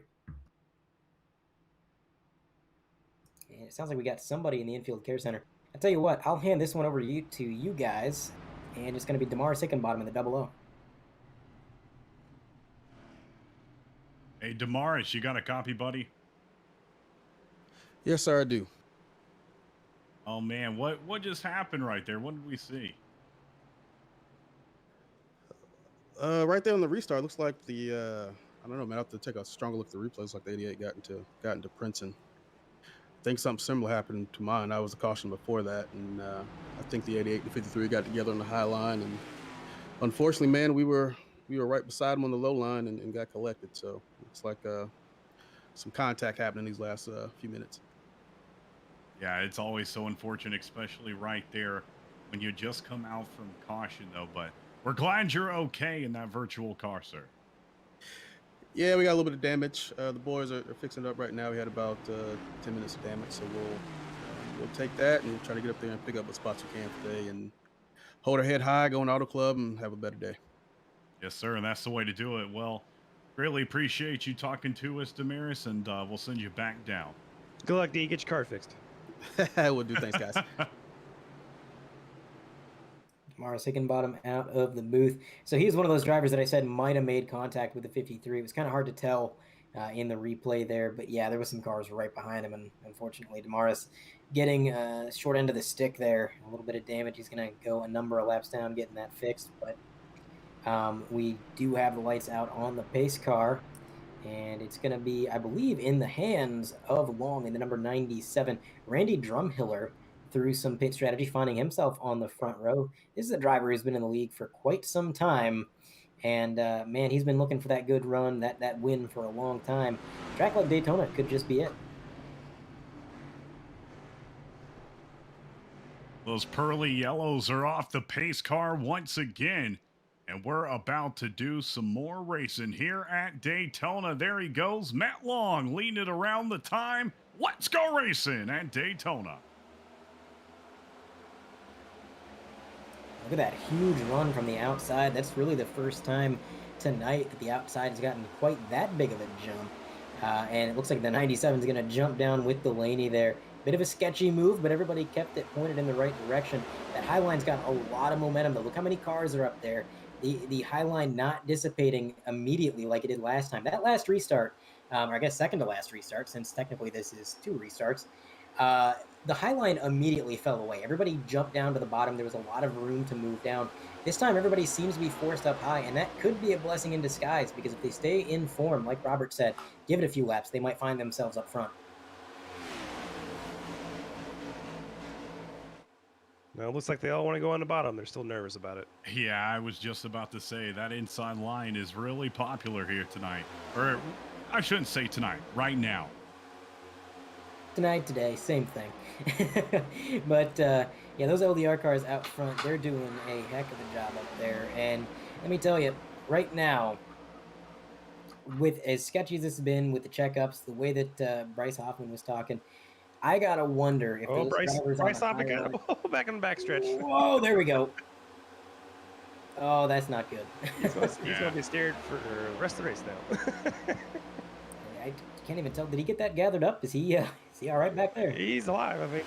Yeah, he's going. All right, looks like he saved it. So, man, the poor guy was nervous already. Now you got to think his heart rate's probably through the roof at this point. He's like, I'm done with this. I'm going anywhere. That's the next step in esports. We'll have your heart rate and your vitals. Yeah, there we go. We got the driver cams now. We just need the heart rate monitors like they got on the Xfinity broadcast earlier today.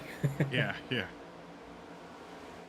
Drumhiller staying in the top 3 right now, sticking right there with Delaney. So it seems like his car is pretty solid right now, but we do have a replay dialed up. Let's take a second look at what happened. Bryce Hoffman. Looks like he might have got a bit of a shove, a little bit of help there. Look at that save. He put the counter steer in that thing, dirt tracked it all the way back up to the track. Didn't even lose that much time. He came back up in the pack.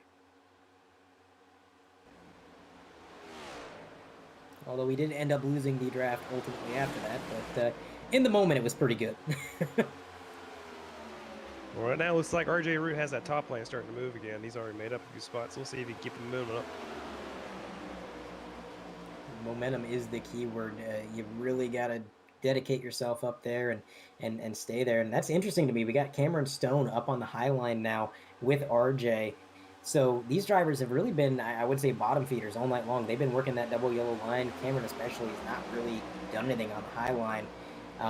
But now you got these silver bullet machines, Brandon Pierce, RJ Root, Cameron Stone, all these guys forming up on the high line, they're pitting. trying to figure something out. But we've got drivers pitting. That's going to be most of the LDR cars as well as the other stragglers that didn't pit under the last caution. That's interesting to me, guys, because I would have expected these guys to wait for another caution. Because if this stays green, theoretically, they might finish this stage a lap down. Yeah, I didn't expect them to go down so soon as well, but maybe they've got something in mind as the 32 overshoots his stall, and he'll be a little bit delayed getting out. 6 is going to win that little bit of a race off pit road. You can definitely tell they're staying on schedule. The LDR cars are. As soon as the pit window opens, they're going into pits every time. Like a greased machine. They got this teamwork down pat. They are on schedule, like you said, just kind of following the plan to formula. And it might work, it might not. I don't know. This strategy has really been turned on its head with the way the cautions have fallen. We haven't had that many cautions for cause, but the ones we've had have really shaken this race up. Out front, we've got RJ Root, Brandon Pierce, Cameron Stone. After all those guys came down pit road, it was these 3 who inherited the lead, and they were able to slide down to the bottom. And my prediction, I don't think you're going to see these guys leave the bottom. They're going to stay down there for as long as they can. That seems to be the fast line tonight. We're on board with Brandon Pierce as he is given some pushes there to RJ. Going to the driver cam. And look at that. Earlier in the race, Brandon Pierce was kind of one-handed, very relaxed. Now he's in 3rd place. He's pushing his teammates. They're trying to get some stage points. That whole relaxed demeanor is, I think that's out the window. He's focused. Yeah, he definitely looks a lot more focused. Definitely a little bit more tense, but he's got it under control right now. It's just natural to get that way.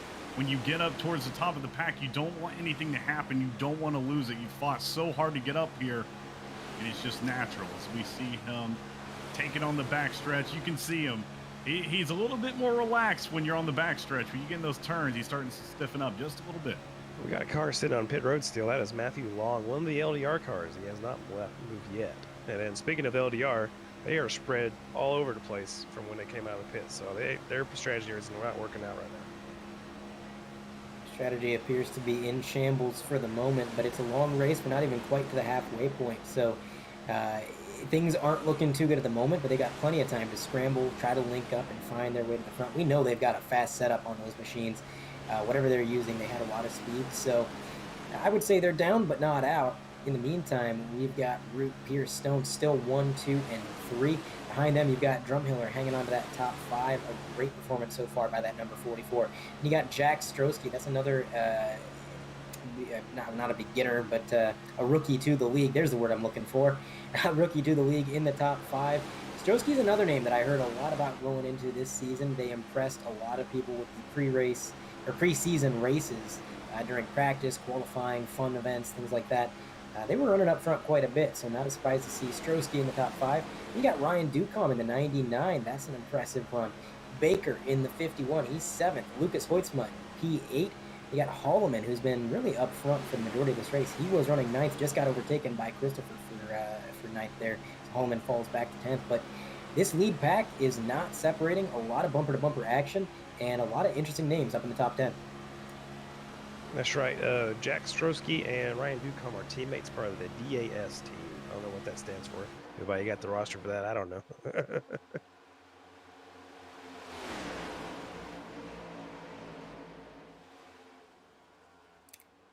Yeah, Silver Bullet Racing, very organized right now. It's interesting to see RJ Root in the lead. RJ is more of a, I would say, more of a short track guy. He's really good at the technical tracks, the tracks that require very precise braking inputs and steering inputs. Plate races, he's always done decent, but to see him out front, it's definitely kind of a breakout run here. He's doing a great job tonight, and I don't think there's a better feeling in the world than having not one, but 2 teammates behind you. Because you know these guys aren't going to do anything crazy. They're not going to step out of line. They're not going to hang you out to dry. He's got multiple layers of defense between himself and the rest of the pack that's trying to dethrone him for the lead.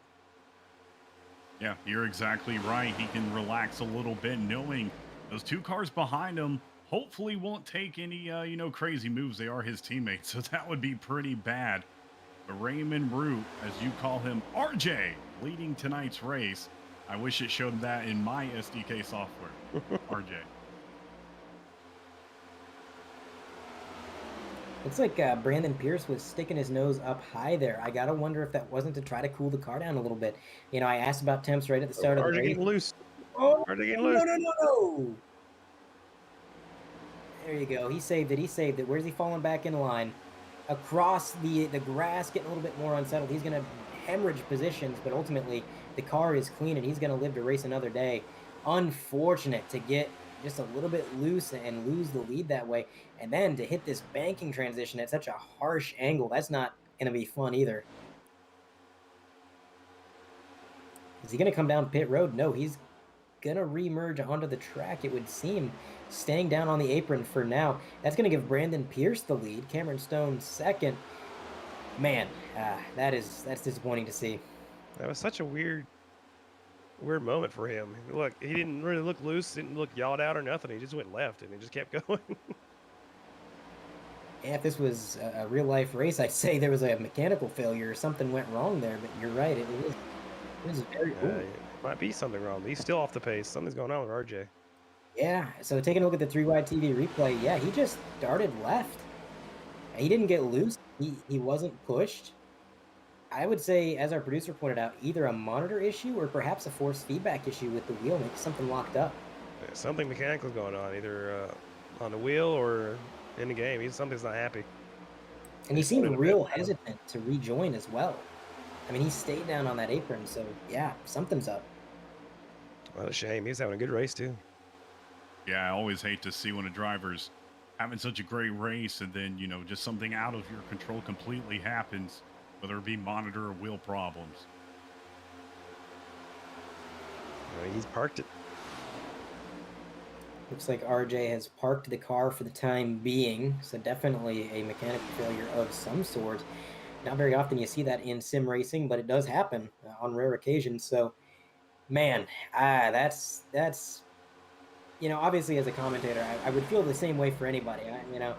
Anybody who's in the lead and has a failure like that, that's just heartbreaking to see. But he's coming back out of the pits, so it seems maybe he got whatever the issue was fixed. He's gone down, I believe, one lap.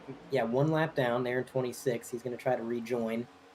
In the meantime, Brandon Pierce continues to lead the way. Cameron Stone, Drumhiller, Strosky, Ducombe, Baker is your top six. Lucas Hoytsma behind them, Christopher Holloman, and now Mason Lowry has actually worked his way into the top 10.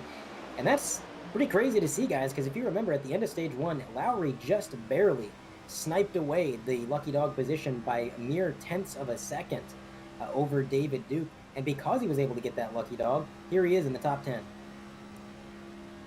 Position matters. I mean, you got to get up there when you can, and if you have a strong run or a group you can run with and get up there, do it. And that's exactly what he did. Take advantage of a situation. We're going to the Gyrocam of Kevin Steele. I love this camera. Really shows you the extent of the banking here at Daytona. Really is a just straight up wall, and the drivers can feel that in their force feedback. And as the little driver info box there says, last year's winner, he's the defending Daytona 500 champion. So he's running P11 right now. He's in the lead pack. Definitely made up a lot of ground. If you remember stage one, he was all the way back in the 30s in the third or fourth pack. Now he's right up here dicing it out for top 10. You know what, Andre, I think what would be a good time for right now is a crank it up. I think it's a perfect time. We're over halfway. I agree.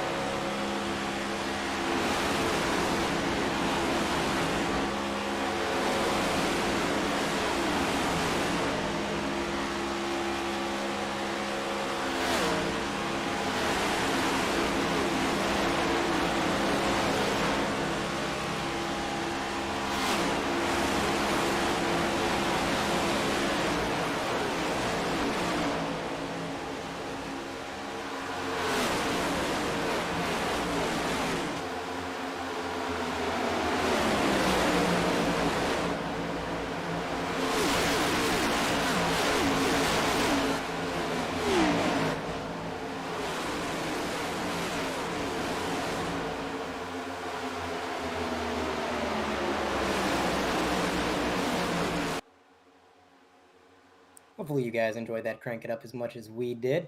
Just want to mention, if you enjoy all the racing action that Carlos works to bring you on 3Wide TV, like tuning in for the races every single week, multiple races a week, you can become a Pit Crew member for 99 cents a month. That'll give you a number of advantages, such as, I believe, certain emojis in chat, among other perks that you're going to gain here on the channel. So again, if you like the channel, want to support it, think about it, and give it a consideration. You can just click that join button down by the subscribe tab, and if you follow the prompts, it'll take you through, easy as pie. But for now, the racing action on track hasn't gone anywhere. 1, 2, and 3 remains the same: Brandon Pierce, Cameron Sohn, and Drumhiller. But during the Crank It Up, Robert, you were talking about one name in particular, number 70, Michael Christopher. You said he caught your eye. What's impressing you so far? Right now, one, he's a rookie. He hasn't been in this league before, and he's keeping up good times with everybody else. Like usually the big hitters like Bryson, Dustin, even LDR, he's keeping up with them all and running smart. He's not doing anything silly. Like, he's impressing me so far. Absolutely. You look at the number 70, the way he's ran his race. Not only has the strategy been on point all night long, but like you mentioned, he's been driving incredibly smart. He's been a good pusher. He's been working with everybody. He's not weaving all over the place. Really, he is working this race like an absolute pro. And if you just watched him in this race, you wouldn't think that he's a rookie to the league, but here he is having a phenomenal run so far. A lot of single file. And again, after Bryce Hoffman's interview, I don't think any of us are surprised by that. If these guys are that unsettled by the handling of the car, the checkups we're getting, and you got to think too, the checkups are probably a little bit more dangerous than in years past, because as we mentioned when we were talking about the pit road entry, the brakes aren't quite as effective in these cars. They're a little bit more inconsistent. And so sometimes you see a car in front of you start to check up, and you go to drag the brakes, and you're expecting that car to react like a Gen 6, where it just kind of immediately scrubs that momentum. But with this car, it might not scrub it. That's right. iRacing's done a lot of work with the brakes on this car from the ground up. The Gen 6, how those mechanics work, it had maximum brake performance every time you press the brake. But with the next gen they have in iRacing, even in real life, they actually modeled brake heat and brake performance and how it all works. So if you don't use your brake at all, it gets really cold, it doesn't perform as well as a hot brake will. And if you overheat your brake, again, it doesn't perform as well either. So it's a lot of management of that. So you can't really expect your brakes to start working if you never use it. Yeah, there's an optimal brake temperature for sure. And the thing is, they're not using the brakes here unless they're intentionally dragging them just to try to stay in line. But some of those drivers may not be doing that. They got those cold brakes and they have a checkup happen in front of them, and it's a huge accordion effect. Oh yeah, that's one thing you have to avoid in this car very much. If you want to maintain a consistent pace, is an accordion. You always jump up on somebody's bumper and then pull away, then you have to back up because either you overheat or you're too far in front of the car behind you. So if you want to maintain a consistent pace, you really have to manage how much throttle you're putting into the car in order to maintain a very certain gap you want, because you don't want to burst a bubble and then having a yo-yo going on. Yeah, we were talking about that earlier, trying not to overheat, how much room is, the perfect amount of room, and, also talking about getting tired, throttle management. Your foot is sitting there, holding it maybe just about halfway or just a little bit more, and you're constantly letting on and off. So as this race progresses, we've passed the halfway mark. We're at 90 laps to go here in Daytona. Will we see a little bit more of those mistakes happening, or drivers getting tired, or we see more aggression out here on the field? It can happen at any time. Somebody could just lose focus. We got pit stops going on right now, by the way. Look at this. I did not expect that. The cars going in did not pit on the last caution. They pitted a caution before it. Ah, there we go. So they're going to have to make their way down pit road. That should give the lead, I believe, to Bryson Hixenbaugh if Lowry joined them. I'm not entirely sure. No, Baker. Jason D. Baker, yes, sir. And Lucas Hoitzma, LMN number 2. Looks like Michael Christopher is going to move up to third on the podium there. A little surprised Mason Lowry didn't come down pit road. That's kind of what I was basing that off of. I figured he came down with the rest of his teammates, but he decided to stay out. He's kind of in the pack, and I guess he's probably just prioritizing track position at this point. You got to think track position has been so important. It's so hard to race your way through these guys. The car is so kind of difficult to drive. They don't really want to be too far in the back, and Mason found himself up front, doesn't want to give it up quite yet. Bryson Hixenbaugh moving up to 5th, Dustin Hall 6th, Chad Edwards in the number 4, he's all the way up to 7th. Alex Princeton, after all the issues he had and the damage he accrued, he's there in 8th. That's a pretty impressive comeback, even if it is by way of strategy. Yeah, I mean, you get that damage on your car. A lot of times it can kind of, dampen that morale. You're like, well, there goes my race, but there's always those drivers who keep fighting and push as much as they can into their car and see some results like you're seeing here tonight. You can tell this first pack is saving a lot of fuel right now. They're running about a second a lap slower than the LDR pack who finally formed up and running now because they are going all out, that second pack is. Yeah, fuel saving is going to be key. Now, I got to ask, what is the optimal fuel saving method here? Is it going to be riding half throttle? Is it going to be dragging the brake? Is it going to be, just trying to really stay right on the bumper of the car ahead? What's the strategy here? It's maintaining that gap like I was talking about and then riding it at half throttle. Like, you'll maintain it easily just how much suck these cars have on each other just by having half throttle and riding behind somebody. That's how you save your fuel. The car in front, though, the lead car, no, he won't be saving fuel, sad for him, but that's just the way it goes. So it's just a strategy call you got to make. And with being the lead car being a bit of a disadvantage in terms of fuel saving, sometimes you see that revolving door effect where one guy gets out front, they say, hey, I don't want to be here. They pull out a line, they let off the throttle. Somebody else moves up to take the lead and they think, well, hey, I didn't want this. I didn't ask for this. Then they move back. You definitely see that start to happen if the fuel situation gets too dire for these guys. That's correct. You get a lot of weird mind games going on, and you actually slow yourselves down and really cause problems. That's why you say the LDR guys, again, I keep going back to them because they're doing something smart, is they're pitting early enough once the window opens so that way they don't have to worry about it. They can push the whole time they're driving instead of having to save fuel. So that's what they're doing. So far, it's kind of working out for them how they're doing it. 33 car going a lap down there, or I believe another lap, as he's on the outside lane, letting these guys get around him. Did a good job of it there. Looks like Cody Bird in the 13 is spearheading that pack there. And not exactly sure where Cody Bird is running on track in terms of position. Actually, let me check my timing and scoring. I believe Cody Bird in that number 13 machine is currently running one lap down in 27th. So, yeah, the traffic getting kind of jumbled up, mismatched. That'll happen the further we get into this race. But, you mentioned the strategy of LDR, how they pitted early, and it's allowed them to push really hard the entire time. I agree. I think that was a smart call, but it was also a bit of a risk because if we'd had another caution up until now, it definitely could have trapped them a lap down, really kind of put a damper on their race. They took a risk, and it seems to be paying off. Absolutely. It's just one of those things you got to do. Either you got to commit to it or you don't. It's just one of those things. Yeah, Daytona especially. I mean, you got to take risks if you want to win. Everybody is, strapped in for the first time of the season. They're all anxious to win, eager to win. And you've got to do something that the other drivers aren't doing. And I think that's what we're seeing tonight. I do know for a fact that I think Mason Lowry, Dustin Hall, maybe Lucas and Michael Christopher, Lucas Hoisman, Michael Christopher, I'm pretty sure they can make it all the way because of how much they're saving fuel riding behind somebody. But it's going to be close for a few of those people up there up front. Now, the SBR boys, Silver Bullet Racing, they did sort of cycle out together. We got Pierce and Cameron Stone right there on each other's bumper, but they're all the way back in 16th. They did manage to stay on the lead lap, and luckily with how few laps are remaining in this stage, I believe they should be able to hold on to their lead lap position, so they won't have to worry about being trapped a lap down, even if some of these drivers can make it to the end, which is pretty fortunate.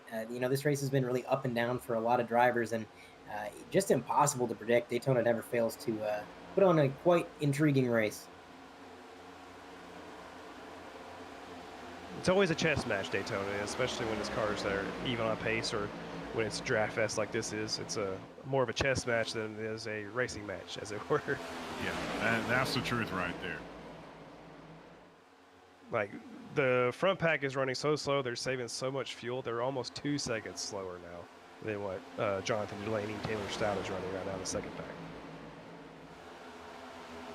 Well, they can save a little more. They got a couple of lap cars in front of them. Yeah, you can duck in behind the lap cars momentarily to try to save a drop of fuel or two. Obviously, you're not going to be saving a whole lot, but in a situation like this, I'd say every little bit counts. Yeah, exactly. You want to make every last drop count.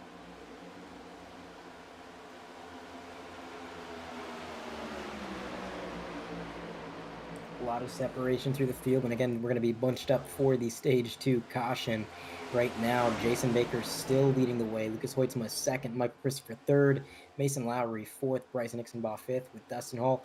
Bryson and Dustin, these guys have not gotten away from each other all race long. They've been working together really, really well. They're not teammates as far as the league is concerned. Obviously, Bryson is part of Ace Moneymaker Racing, and Dustin Hall is part of Team Conti. But outside of the league, as far as the wider world of esports, Bryson Nixonbaugh and Dustin Hall are both involved with Team Conti from the Coke series. So they do have a bit of an affiliation, and it's not a surprise to see them working together, and less of a surprise to see them doing well. Oh no, Team Conti's a force to be reckoned with anywhere they go, and more power to Bryson for landing that spot with him. He's going to do real well with him. I'm proud of him for that.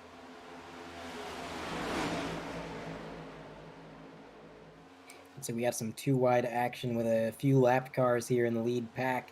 The 33 and the 88 are actually catching up to and passing the leaders. You mentioned how slow they were because they were saving, Robert.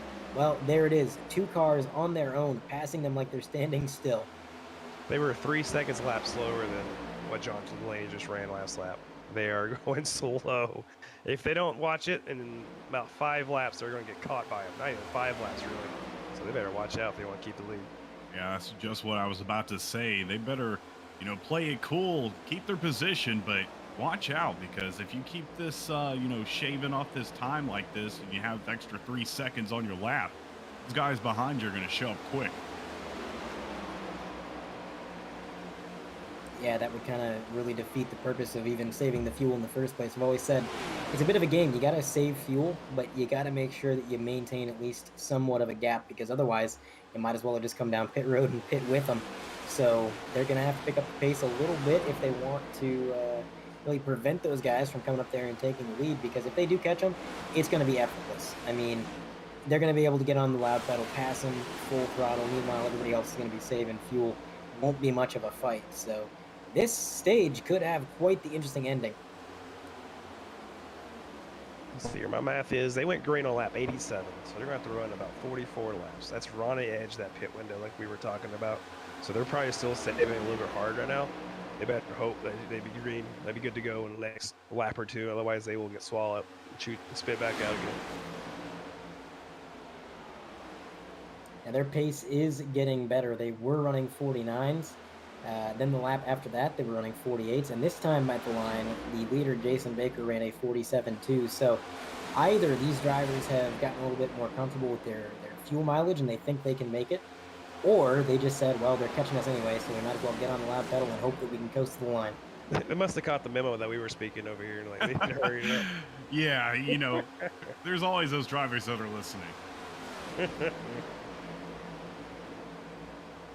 And also, they did catch a lot of lapped cars, so the leader was able to fall in line with these guys, which is helping him as well. So now the front car in this pack, the leader, is able to save fuel as well off these lappers, and that's going to be a huge help. So, man, the ending of this stage is going to be hard to predict, because even though they are the pace, LDR is still gaining. Delaney was 10 seconds back, Stout was 10 seconds back. Now, just a couple laps later, it's 6.8, so they're still gaining substantially, and we have about 8 laps left in this stage. To give you an idea of how much ground they've caught since they pit, they were basically like a turn distance from the lead pack when they came out of the pits and got together. LDR was like less than a turn. That's how much ground they've made out this. Oh, field. they're reckoning for the leaders. Uh-oh. Oh yeah, big time. What a burger. Bryce and Nixonbaugh involved. Oh, that's a shame. Heavy damage to the rear of that 63. Not entirely sure what... Oh, they're still wrecking. 48 is sliding through the infield. This isn't over yet. And that late stage aggression really getting to these drivers, it looks like. What happened there? I have to dial up a replay. I'm not entirely certain what caused that. Oh, I see it. Looks like...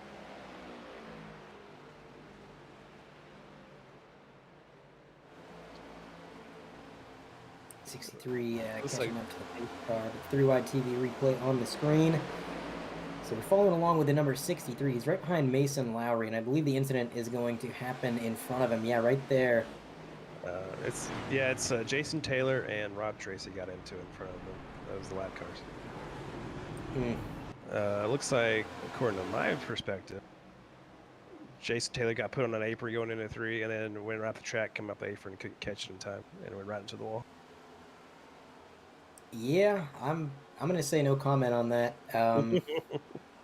We'll leave that one up to the admins. But yeah, heavy contact. Unfortunately, some lead lap cars involved. Take another look at it here. Down to the apron went Jason S. Taylor. Kind of forced, not really forced. He had. No, he got forced down there. He got. I don't know, man. There was a good lane open there. It was. That was a weird situation. We'll put it that way. The 33. Getting a lot of damage on the right-hand side. Jason Taylor. Oh, that's what happened to the 48. That's why he was spinning when I switched to his perspective there. Went to make an evasive maneuver and just kind of lost it on the banking transition. Tell you what, though. That was a good... He didn't hit the wall at all. That was... Good job. There you go. That was impressive. I got to give props to that 48. Bryson has a lot of damage on the right side of his car.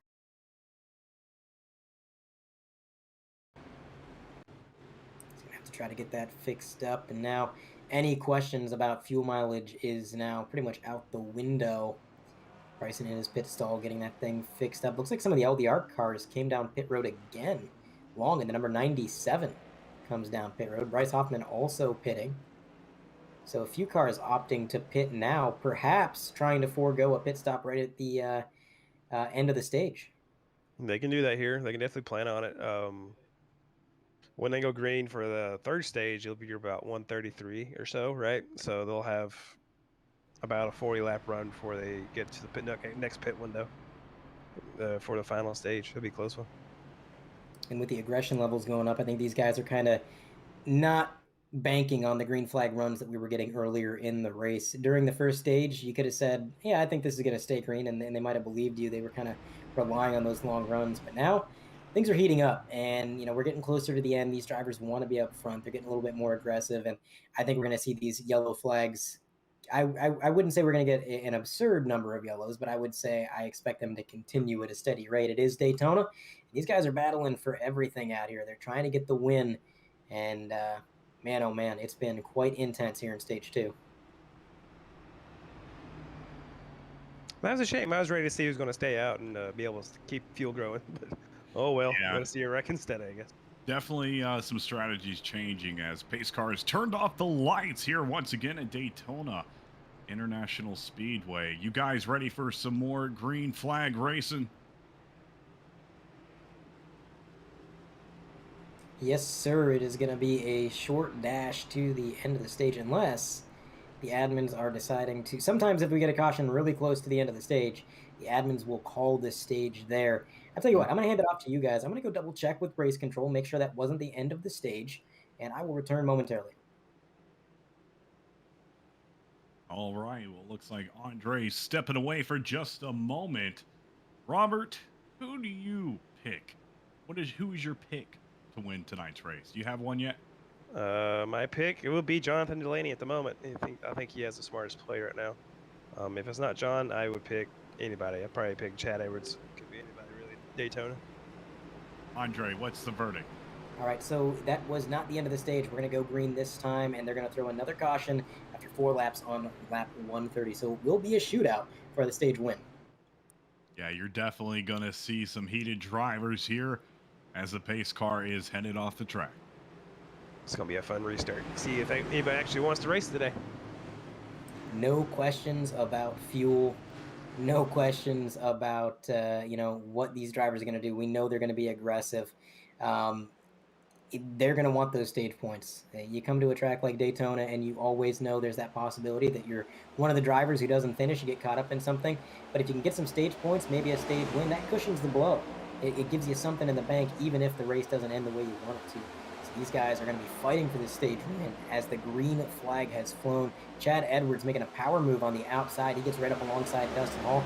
But look at this, the number 70 and the number 07, Lucas Hoytsma, dropping down to the bottom. Hoytsma leading the pack down low, and he's getting huge pushes from the number 70. Great bump drafting. They're getting a decent gap to the cars behind. But they're going to have to play defense for a few laps here. Yeah, what a great move right there from the 70. Getting behind the 07. We only have a few laps left. So a couple of drivers right up there top side. They're going to get a couple more, hopefully, and we'll have a dash to the end. Trying not to be biased over here, but LMM is leading the race right now, boys and girls. Yes, sir. LMM up front right now, and Lucas Weitzman has his teammate Chad Edwards not too far behind, only a few cars back. But look at this high line, guys. This is forming up. You've got Jonathan Delaney and a few of the other LDR guys up there, and you got some cars jumping up and joining them, saying, "Hey, I know these guys are fast. I know they've made that outside line work. I'm gonna go up there with them." And they got a couple of laps to make something happen, but they are quite a ways back, so it's going to be interesting to see what they can do up there. Now, one thing that the low line can do, like the drivers behind them, they can actually go up about half a lane and start side drafting off that high line and slow it down. So, like, you could do some real cool stuff with the air around here if you do it right. Got a little bit of weaving in the field there. That's how you know they're playing defense, because they're watching that mirror, and if the car behind them moves just a little bit, they're going to move to match that and try to make sure they block that run. Don't let anybody by. The high line continues to try to make something happen, but they're not really moving quite yet. We're on lap 129 out of 130, so 1.5 laps left. Chad Edwards moving to the top. He's got somebody with him. That's the number one, Dustin Hall. A lot of really powerful drivers up there. A lot of big names. Dustin Hall, great at these plate tracks. Jonathan Delaney, great at these plate tracks. Forming up on the high line. Tell you what, this is going to be a race. Oh, Lucas went up to high too. Now look at that. And we're seeing them even up a little bit more like I was hoping to. Pit road is closed. And these drivers looking to finish up stage 2. The 07 and the 51 going to be battling it out. This is better. Can we do this every lap? I wish. I totally agree. The 51, Jason Baker with a great shove from the 32. They're going to get out and away, but here comes the high line again. A little bit of a checkup on the bottom. That's going to allow Hoytsma to try to close the gap to the leader. He's getting him sideways. The push is lifting his rear end off the ground, but nonetheless, he's keeping his foot in it. And here we go. Great shove from the 32. But does the 32 step out and try to take the stage win for himself? He does. He goes up high, and he's sideways. Huge wreck at the front of the field. Lucas Hoytsma got the stage. Look at that. Oh, man. Dustin Hall, huge damage. And the 51 is just on top of its... Oh, there it goes. Oh, it's bouncing. Jonathan Delaney was in that. He got damaged.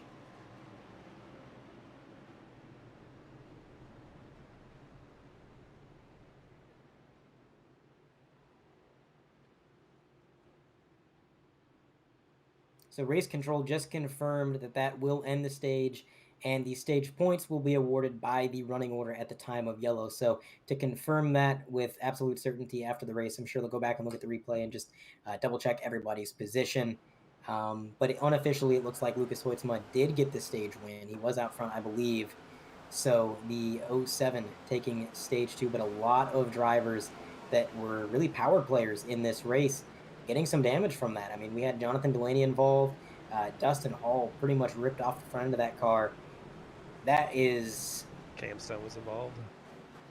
Yeah, Cameron Stone. I believe Cameron was able to avoid getting damage, but he did have to send it down pit road to avoid the cars that were wrecking. Cam's got some front end damage. Not a lot, but he has a little bit. And some right side damage as well. That is unfortunate. A lot of damaged cars in these last few laps. I'll tell you what, if it keeps up at this pace, guys, having damage may not be a disadvantage, because if everybody's got damage, nobody does. Jonathan actually was pretty smart there. He saw what was going to happen with how aggressive they were being, and he just backed off. He didn't get any damage from that wreck at all. He was in the back. Yeah, John, sometimes he surprises you and he does something smart like that. Dustin Hall bringing it down into his pit stall. The rear end's beat up, the front end's beat up. Not looking good for the number 1 team, and that is a massive shame. Again, that car was so fast today, and qualifying on the pole, you got to think he came into this race with a lot of confidence, a lot of high hopes. But I don't know, man. That car is going to be... I can't say it's going to be very fast with all that damage. It was such a shame too. That was a interesting way to end that race, or end that stage. Looked like before the Lucas and Christopher jumped up to the high line. The high line actually had a legitimate shot of overtaking, but that just lost all their momentum once everybody started jumping up there and taking over. Absolutely. Now, while the lights are still on the pace car, I'm going to go ahead and bring in Lucas Hoitzma, the unofficial stage winner. See if we can have a word with him.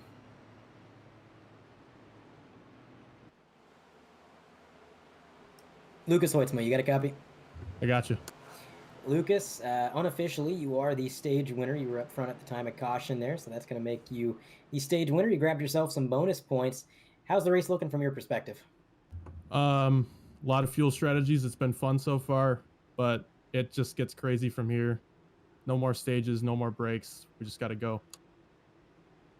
All right. Cameron, Robert, any questions for Lucas?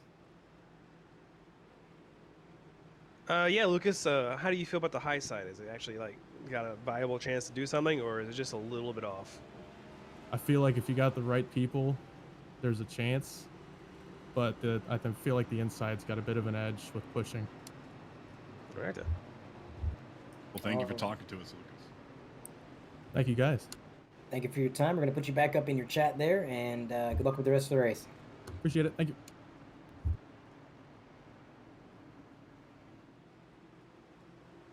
Lucas Hoitzma out of the booth. Lights are off on the pace car, and we are going to be racing soon. It looks like Dave Fugue's going to lead him to the green for the beginning of this stage. And look at that to his outside. That is Bryson Hicksonbaugh, involved in that incident earlier. Got, I would say, a fair amount of that damage beat out of the car. It's looking a little bit better than last time we saw him. And he's going to be restarting on the front row. That's going to be pretty interesting to see what he can do. You know what? Shout out to the number 70, Michael Christopher, again for missing all that wreck and still up in fourth again. Let's go. Again, you know, he might be a rookie to the league, but he does not look like it. He's ran this race pretty much by the book to perfection. It's been an amazing run by Michael Christopher. We don't want to give him the commentator's curse, so I'm going to knock on wood, but yeah, it's been a great night for that number 70.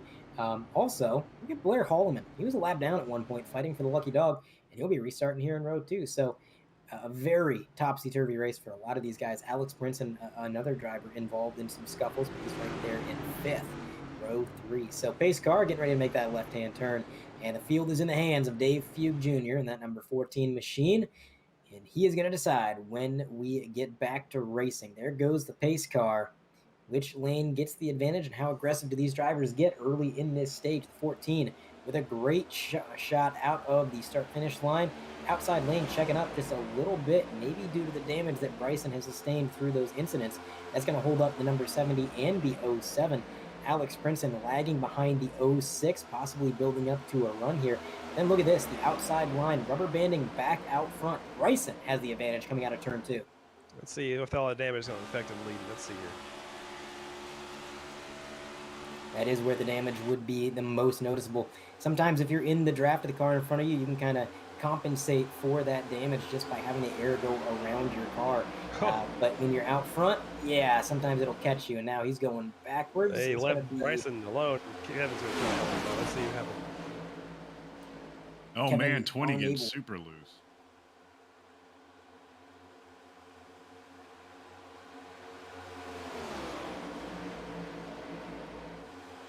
That outside line ain't going anywhere, guys. Look at that. Number 63 dropping back again. Number 38, Brandon Pierce. He's going to be up into, I believe, 7th there. Peaking high, maybe trying to see if he can get anybody to go with him, but that bottom line, it is moving right now, guys. How I feel what this stage is going to be like, just like the first stage. Everybody's going to be chill and relax until pit stops, and then that's when the real race is going to start. And we'll see if they wad them up and have another interesting finish too. Yeah, sometimes those cautions and those incidents can be a bit of a wake-up call to these drivers. They get a little bit compliant with the aggression levels, and they feel like, yeah, you know, I've been riding around long enough. It's go time.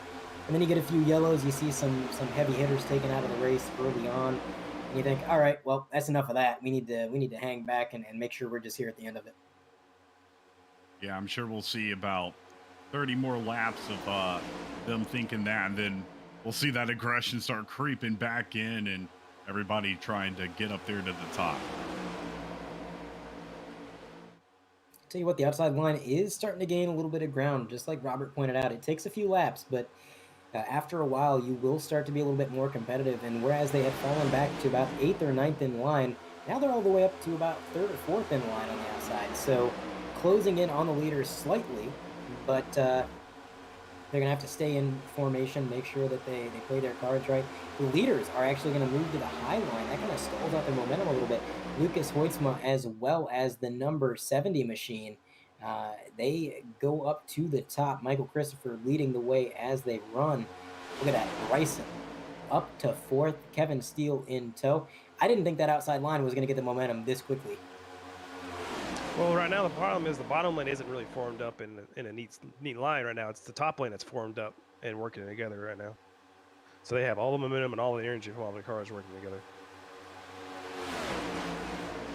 And it is paying dividends. There's Bryce Hoffman. And they split up, and now they don't have any more momentum. Commentator's cursed. You'll get used to it. Yeah, right.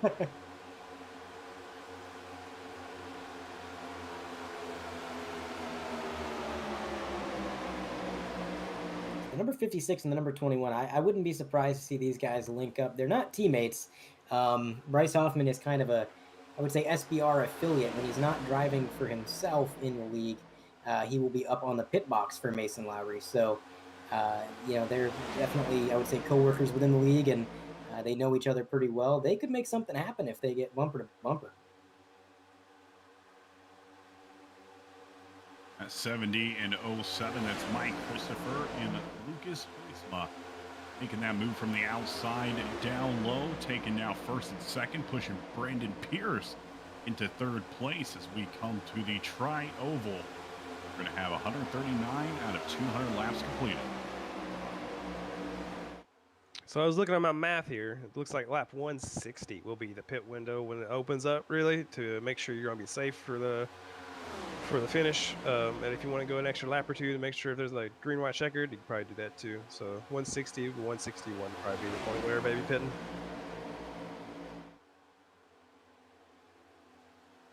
And if it stays green, I think the pit strategy is going to make things really interesting, just like earlier in the event. But so far up front, we've kind of single filed out. Number 70 continuing to hold strong in the lead. Michael Christopher continuing to impress. He's got Lucas Hoytsma in tow. Brandon Pierce there in 3rd. Bryson Hixenbach does not seem to be affected by the damage. Ooh, the 20 getting a little bit loose there. But yeah, Bryson, despite having some damage, it doesn't seem to be holding him back, which is pretty surprising. You guys said this car was a little bit more rugged, and I think that 63 is proof. Definitely does some weird things, this new damage model they have on this car. It's some stuff that nobody really is understanding yet what it's doing. A little strange. Got some lap cars on the high line. He's going to do his best to let everybody get around him there. Looks like the 38 may have a little bit of front-end damage from my perspective. I'm not sure if that's from bump drafting or maybe that's just a visual glitch. Sometimes the spectator ability kind of does that, but yeah, everybody kind of calming down. You guys called it. We're going to see this for a number of laps, at least until the pit sequence. Because these guys, they're up front. They know they're in pretty good position right now. They've seen their fellow competition pretty much get hurled into the shadow realm via some accidents. They don't want that to happen to them. So they're going to take it easy, play it smart, and right now, I think these guys are pretty comfortable where they're at. Yeah, I mean, they have really no reason to do anything crazy right now. They just need to keep it cool, calm, and collected, as I love to say. Just keep it running smart and try to make it to the end of this race unscathed. It's coming up on about when you're going to start seeing everybody really, really push it. And they close up so much coming out of the corner. A little bit of bump drafting going on there. Not a whole lot of gap between them. And a little bit behind them, you got some more competition slowly inching their way towards them. And once these guys completely catch up, which it looks like they have, it took them a few laps, but they finally caught up. Now we got a pretty large pack, all single file, front to back. And again, just taking it easy, rolling through the corners, rolling down the straightaways. Maybe thinking about their pit strategy ahead of time, taking this opportunity to kind of coordinate with the other drivers. When are we going to pit? How are we going to do this? Because, sometimes when it comes to pitting, especially these tracks, who you're coordinating with may not even be your teammates. It's just whoever's around you. You want that benefit for yourself of pitting with others. So you're going to be signaling to really anybody and everybody, hey, let's try to work something out. Well, we don't have the hand signals that real life NASCAR drivers have. They can just stick their hand out, let somebody know they're going to pit. So you kind of just have to say it over voice. Or if you're really talented, you can type it out to somebody. But I don't have that kind of dexterous hands when I'm holding the steering wheel. Yeah, I don't either. I remember in the Nostalgia 300 off-season event for this league, I was in the number 15 car, had a pretty good run going. I went to reach over and activate a black box to see the lap counter. Bumped my steering wheel, ran into the wall, DNF'd myself. That was fun. Oh my gosh. I bet you were just so frustrated. I was all right with it. I climbed up in the booth and finished the race. I pulled a Neil Bonnet, essentially. Just climbed up in the booth, finished it out there. But yeah, I'm with Robert. I'm not that dexterous. See, the smart thing is you type in pitting before you start, when you're in caution or whatever, and then you just hit enter when you're driving. There you go. That's the pro tip. Looks like the number 08 holding strong to this draft, and the number 14 as well.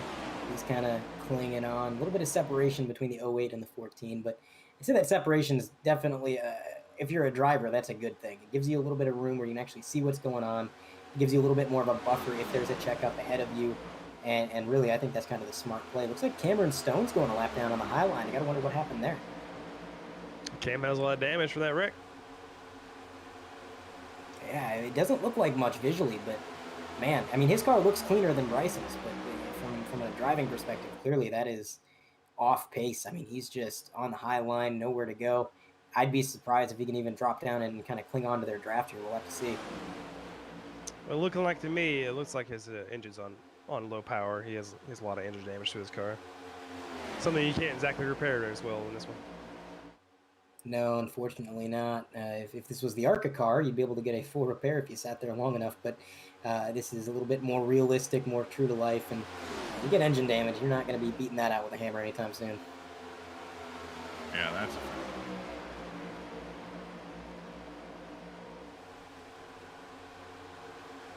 And this guy's in really tight formation here. Nobody really wanting to step out of line, but even what they're doing right now, this is still impressive to me because some of these guys are right on the bumper of the car in front of them.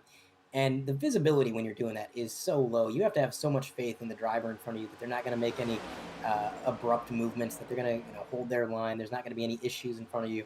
I mean, you go bumper to bumper with somebody, that shows that you trust that person. Yeah, they were talking about how these cars definitely have a lot less of a visual indicator on the bumper. So when you start getting close, sometimes the guys don't even know that they're right there pushing on the bumper.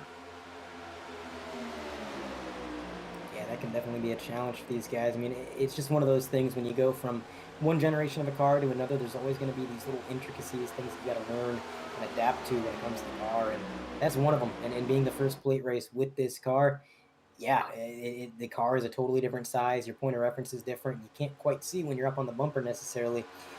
And I've heard that these cars also have a little bit less feedback in the wheel. So I can imagine, you bump somebody, you don't really feel that coming up through the drive shaft. Oh, yeah. It's been documented a lot over the off-season that the different steering is. Instead of a steering box like the Gen 6 had, it's a rack and pinion steering, which is what most road cars have. And it's a whole different feel, and it's a lot more movement in the steering wheel. You have to have the same kind of result on the wheel itself, if that makes sense.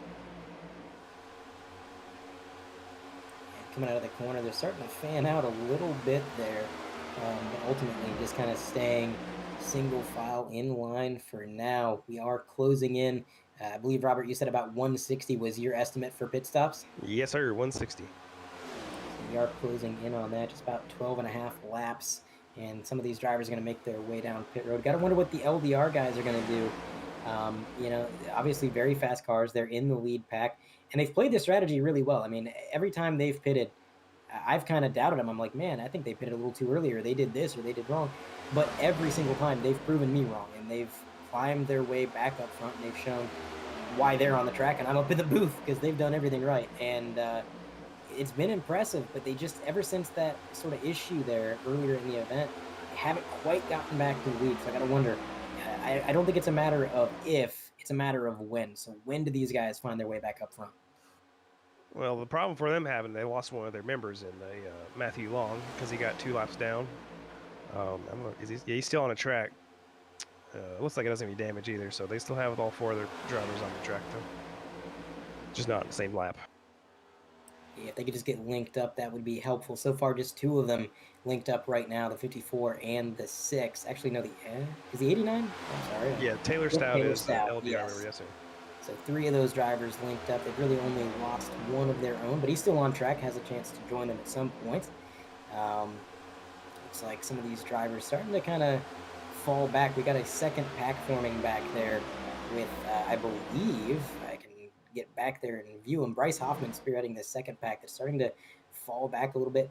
Got to wonder if this is intentional.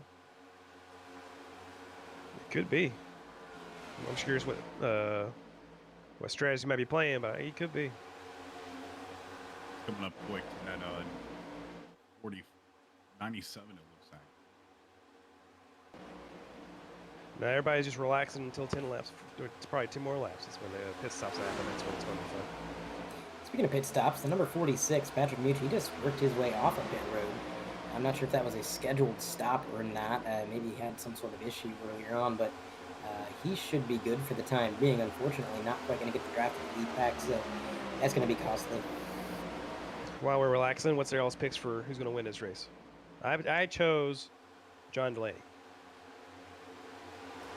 That's a hard question. I mean, this race has been so up and down, a roller coaster of a day for a lot of these drivers. We've seen drivers up front, we've seen drivers out back, and then we've seen them climb their way back to the front. So for me, I'm going to have to go ahead and I'm going to say Brandon Pierce. He's one of the few drivers that through it all, he has been pretty much running up front, and despite some setbacks, I would say he's most easily overcome the setbacks he's faced, other than Bryce Nixonbot, who also overcame that incident.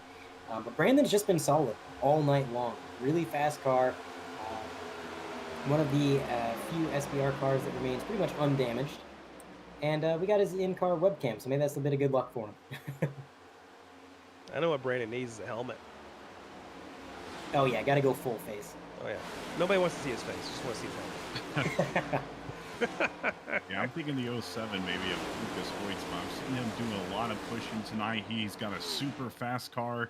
He's sitting right there in second place. If he works it all in his favor, he might be able to, if they group down into a pack, win the race off pit road, come out in first, maybe take home a win at Daytona. I don't know, though. Like Andre said, it's kind of anybody's game. We've seen so many cars do so many things coming up through the back of the field up to the top. So we could see that again. We still have 47 laps to go.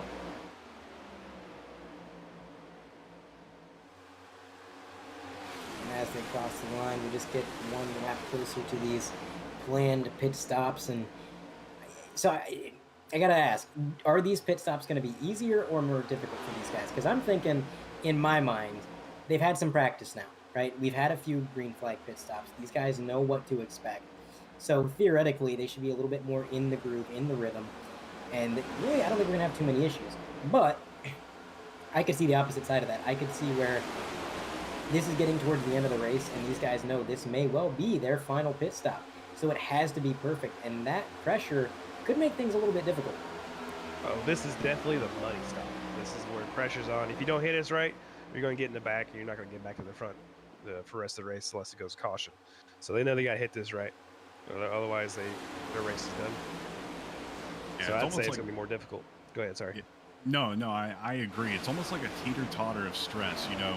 You've got the, okay, I'm good to go. I've come down here a couple times during the race, but then on the other side, like you guys said, you've got the pressure of you've got to get it perfect. So when you don't have one part of the stress coming in, you got a totally different part coming in to fill that void. So I think there's going to be a lot of pressure on these drivers when they attempt to head down the pits. I would agree, and we got a little bit of a breakaway now. The top 3 getting about a 3-car length gap back to Bryce and Nixonbot. That is still well within the draft, and you're going to see them close back in here. But still, the fact that they were able to break away like that shows a lot of speed out of these cars. So, I don't know, these 3, it could be a tall order to get around them. But this upcoming pit sequence is going to be an opportunity to maybe get some track position without actually passing on the track. We've seen how difficult it is to get runs and to really work your way through traffic, but if you can beat them on pit road, you don't have to. That's the chess match Yep. you play here. Instead of actually racing somebody, you play chess with them. Yeah, exactly. It's all about that strategy. And, you know, if you're a newcomer to the sport or maybe you don't watch it a lot, you really don't think much of it. You think you're just in this car and you're racing, but there is so much more to it that a lot of people don't think about. And strategizing during those times, I was listening to Chad Knaus talk earlier, and he said that he plans all of his pit stops around the most vital pit stop during the race. So he'll pick when he thinks is the most important time they need to pit during the race, and then everything else is planned around that. Yeah, I would say Chad Knaus knows a thing or two. That is a very accomplished crew chief, and it makes sense. You know, this is a long race, and while you have to be consistent, there are moments of this race. There are parts of this race that are going to be more crucial than others. So the plan around those crucial moments definitely makes sense, and I think that's what a lot of these guys are doing. And in fact, I would say that's exactly what the lockdown racing guys were doing when they pulled a strategy that was completely off kilter with what everybody else was doing. They were doing that because they were planning around this most important pit stop and really the end goal.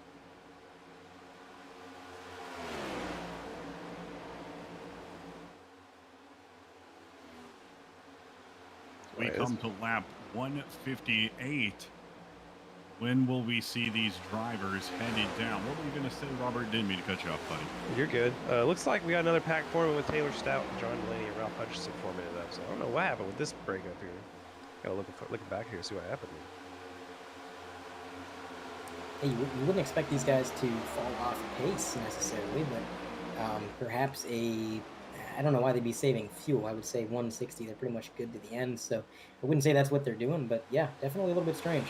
Looking back at it, about 4 laps ago, they picked up a car and they just fell off 2 seconds and lost a draft. So must have been an oopsie or something. Somebody wasn't paying attention. Yeah, it could have been maybe that car they picked up had a little bit of damage, was maybe checking them up a little bit. Must have. I'm not sure. But let's see what they're going to do with it now, because they're running about 3 tenths slower than the lead car now. So many times the lockdown guys have almost found their way back out front, and just something seems to happen every time that kind of drags them back through the field. But right now, we got Michael Christopher still leading the way. Lucas Weitzma in second. You got Brandon Pierce third. These guys have pretty much been in the same running order, not a whole lot of deviation. But yeah, that split between drivers is very unexpected. And I would say their lucky break is that they're going to have a chance to maybe make that time up on this pit stop if they can just get a better entry and exit. And I got to ask, what is, we talked a lot about the handling of this car and how different it is from Gen 6. And we talked a lot about pit road entry, but we haven't talked about pit road exit, because these cars, obviously for those of you unaware of the rules, you have to stay beneath the double yellow line down on the apron until the backstretch when you exit the pits. The apron doesn't have a whole lot of grip, nor is there any banking. So to actually get an optimal line to the blend area, to get through that first corner as fast as possible, it is a bit of a challenge. And what are these guys facing with the handling of the cars down there? With this car, the more speed you got, the more downforce they have, just with the diffuser. So as you get up more speed, the more downforce you'll get, right? So at the slower speed going around the turn, you just don't have as much turn in the car. So you're just going to go closer to the track that you want to be. So just something just to be aware of the whole time. So it would be beneficial for anybody exiting the pits to try to get as much speed as they can really possibly build up without touching that double yellow line and getting an illegal blend. Am I hearing that correctly? Pretty much, yeah. It's a fine line you got to walk if you want to make it off pit road with any kind of speed. Looks like that second pack managed to catch back up, so they're good to go now. Looks like.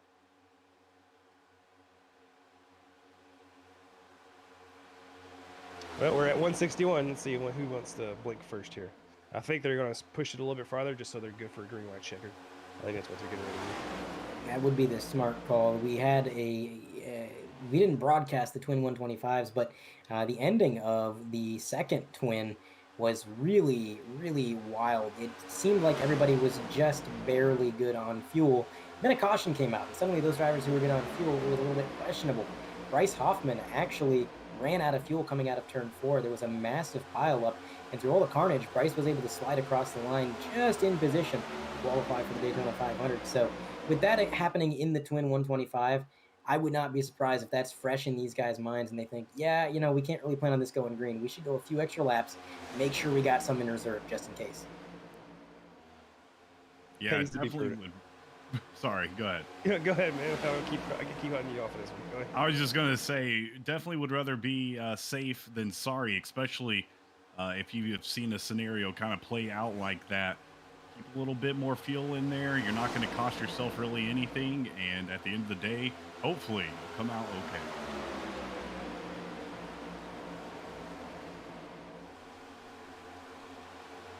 As they come out of the corner here on 162, they're going to stay on track. I don't believe anybody dove down that time. And again, it makes sense. They're just trying to save fuel for that potential green-white checkered. But man, this is going to be a very interesting end of the race because we started with a lot of cars in this event, 40 plus cars. And although we've had some incidents, not that many have actually gone behind the wall. We've got a lot of cars in the running here that are eligible for the win. I mean, look at this scoring and timing. From the lead car, Michael Christopher, all the way back to Bryce Hoffman in 18th, it's only a 5-second gap. So a lot of cars in contention, and this pit stop is going to be very vital to them. But if they can stay bunched up for the end of this thing, man, oh man, that's going to be a race. Yeah, everybody wants to see that classic Daytona finish, nose to nose. Had a race the other day at Daytona, and it was a nanosecond between first and second. So I don't know if it gets closer than that, but that's what you love to see.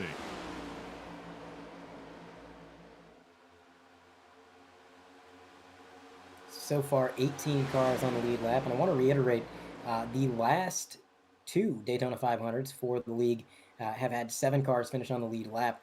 And it looks like if things continue on this way, we may finally break that trend because we're fixing to have quite a few cars finish on the lead lap here if they can maintain this pace, maintain this momentum. But again, it's Daytona. Anything could happen at the end of this thing. We don't really know.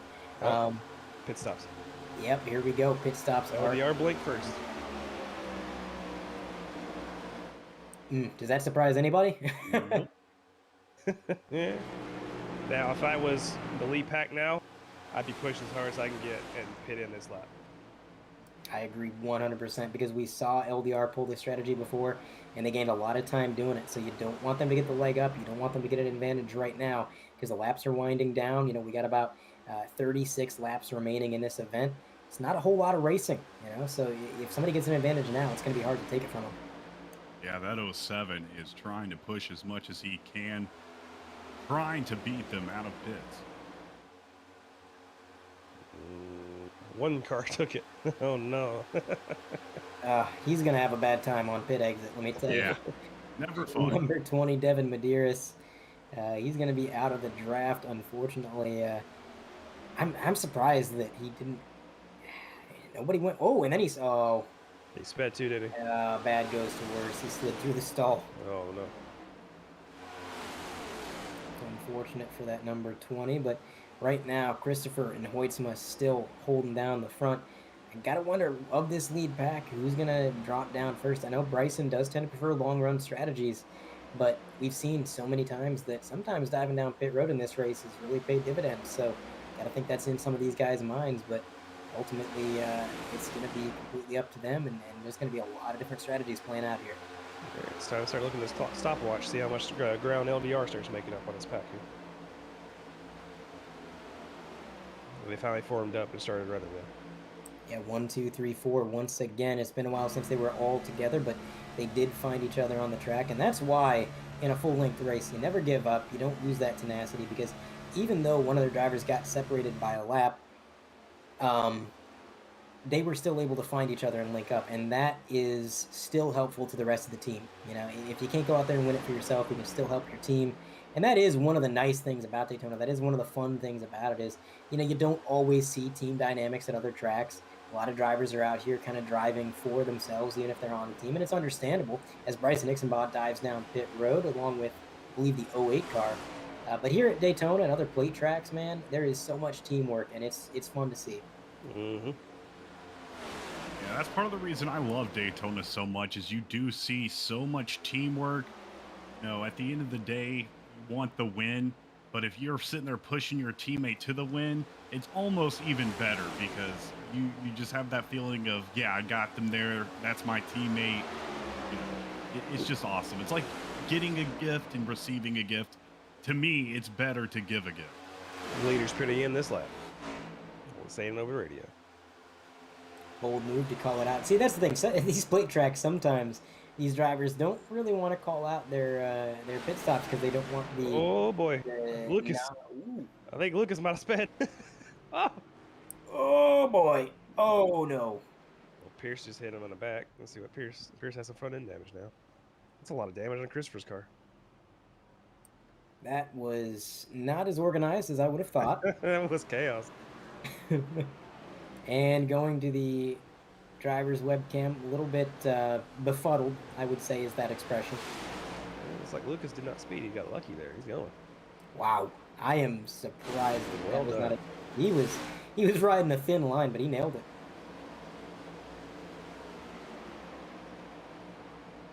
.38 car out and away. Curious to see if that damage holds him up very much. Again, you know, you guys mentioned it. The damage model is a little bit weird. You know, sometimes you take a hit that you think is gonna really slow you down, and the car is just fine. And then other times the car looks all right, but there's just something mechanical under the hood. Or It's going to be close with Lucas, but V-Pack might be out there because LDR's coming at full speed going off the 2 now.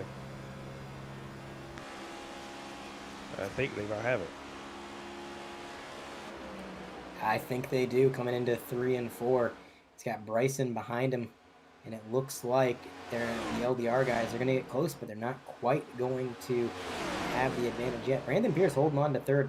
That's impressive to me. That is the most interesting thing, as he doesn't have any help, so he may lose the draft here, but still, I mean, he made contact with another car on pit road, slid through his pit stall, and still cycled out 3rd. That's pretty impressive. It's impressive. LDR will catch them. They're 3 seconds back, and they got more people in their pack, but it's going to take some time, and they'll be up to speed, so they won't fly by them, as it were.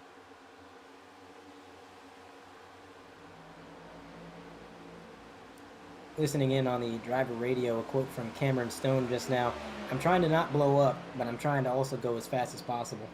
So that's the situation for the driver of the 57. You were absolutely right with the engine damage there, Robert.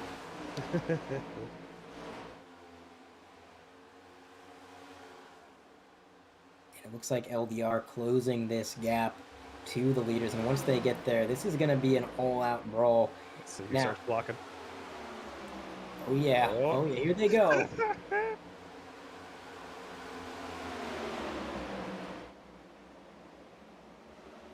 Outside line has a lot more help. This could spell disaster for Hoytsma, Hicksenbaugh, and Brandon Pierce. Number 6 giving a huge shove to that number 97 machine, and that's going to get them out front for now. The advantage is going to go to the 97. Does he drop down? Does he abandon his teammates? That's the question you always kind of ask yourself in your mind when you're working in a team like this. Yes, you could drop down. You could kind of take the lead for yourself, but at the same time, you're leaving your teammates out high and dry, and you may not want to do that.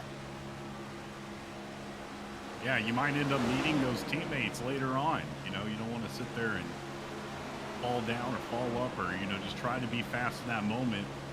When later on, you always got to be thinking about the long-term plan.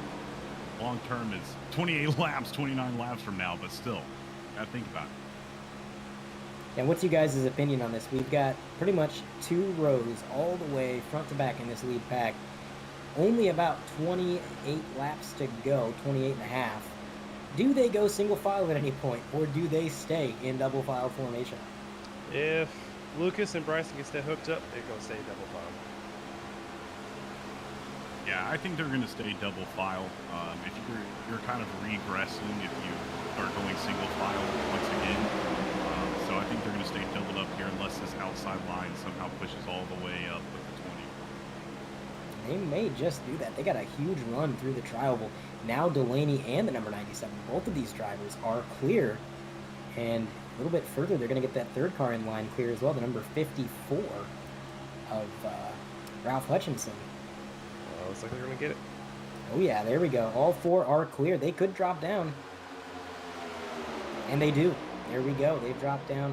That's going to put the 07 back to 5th. Bryson Hicksenbaugh 6th. And we got 2 cars remaining on the outside line. The number 20 with that kind of disastrous pit stop, as well as the 08 car. They're gonna have to let these guys by, try to fall in line. There goes the number 08. Oh no! Oh no! Oh man. No.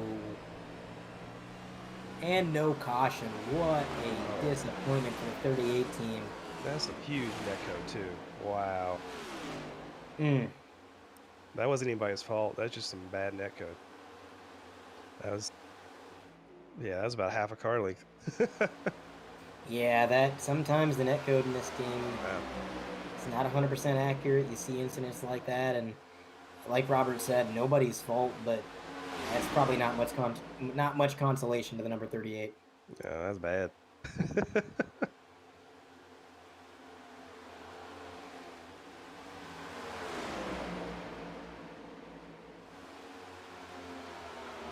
So taking a look at the replay, the webcam feed is live as to what he's doing right now. But the replay up on the top of the screen, man, oh man, that was so much netcode. I mean, it wasn't even close. No. I'm not too sure I've ever seen it that bad. Oh, you should have seen me drive a 87 car in Daytona earlier this year. I was like a full 2 lanes up. I got sent to the wall. Go bring him up here. All right, we're gonna try and dial up the number 38 if we can. Was that not a caution either? Holy crap. Well, Brandon, you got a copy? I got you. Brandon, that was incredibly unfortunate. Massive netcode. There was a car to your outside. It had about 5 feet of clearance, and still somehow contact was made and ultimately got you up in the wall. What happened from your perspective? Well, from my perspective, it just felt like I got turned. I'm looking at that replay now, and yeah, I mean, there's a good half a car with a netcode there into Devin's left rear, which turned him into me. So, it's unfortunate. There are those guys that we all know need a little bit more room for connection, and just didn't go that way. Thought I was sitting pretty good, had a little bit of scrap there on pit road, but after starting towards the back of the field, I was pretty happy with where I was coming down the stretch.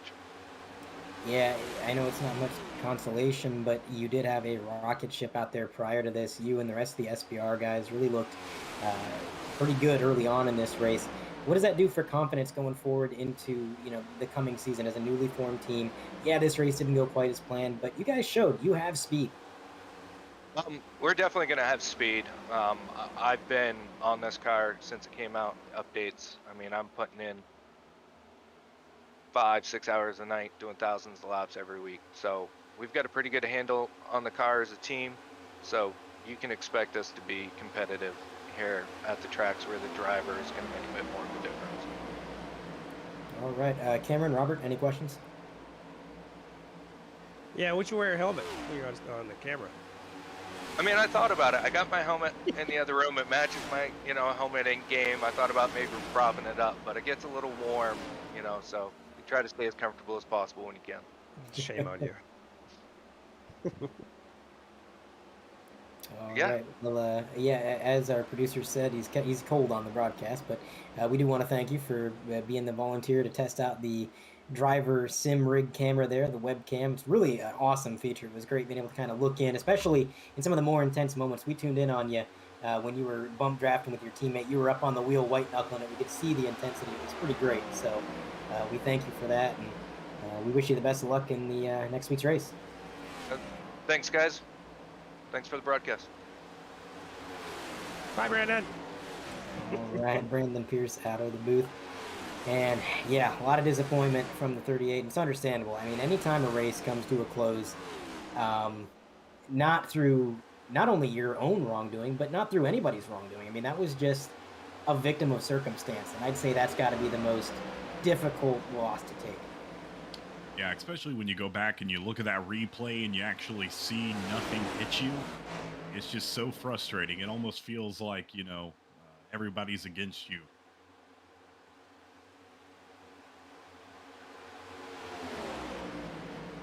Well, now everybody's settling down again. I think we're going to wait for the last 2 laps for some fun starts. That they might. again, with that incident happening, I think that might have been yet another wake-up call. It's funny how that happens. You know, these guys get really intense. They start racing. Then somebody wrecks, and they think, oh, hold on. We better back off a bit here. I'd like to point out that it is Jonathan Delaney, who's currently second car in line. That is the leader. That is my pick who's going to win this race.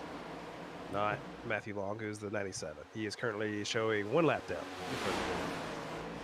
And again, it goes back to the teamwork we mentioned, you know, that Matthew Long may not be able to win it for himself, but as long as he is providing a helping hand to his teammates, he's lending the draft to them, that could be absolutely invaluable to these guys. So very, very important. But really, I would say it is anybody's game within this top 5. We've got a bit of a gap back to the number 70. I think that damage he got on pit road definitely held him back quite a bit. But the top 5 all within 0.6 of one another. These guys are going to get a little intense once we get closer to the end of this thing, but right now, 20 laps to go. You know, we got 50-second lap times, give or take, 46 seconds. No need to really rush things and take yourself out now. No, not at all. You got time. Just to prepare yourself for what's coming, kind of like a gladiator. You hear it coming. You gotta get ready.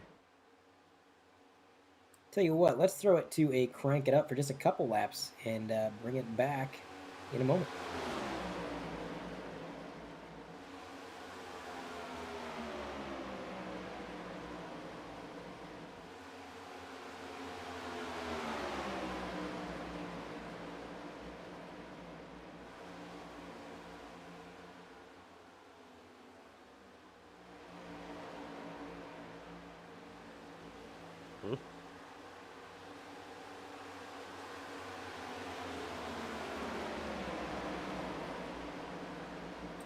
Like the number 63 lagging back a bit there.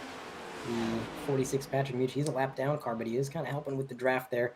A lot of cars in this lead pack, only 5 on the lead lap. So these guys got to kind of pick and choose who they're going to work with.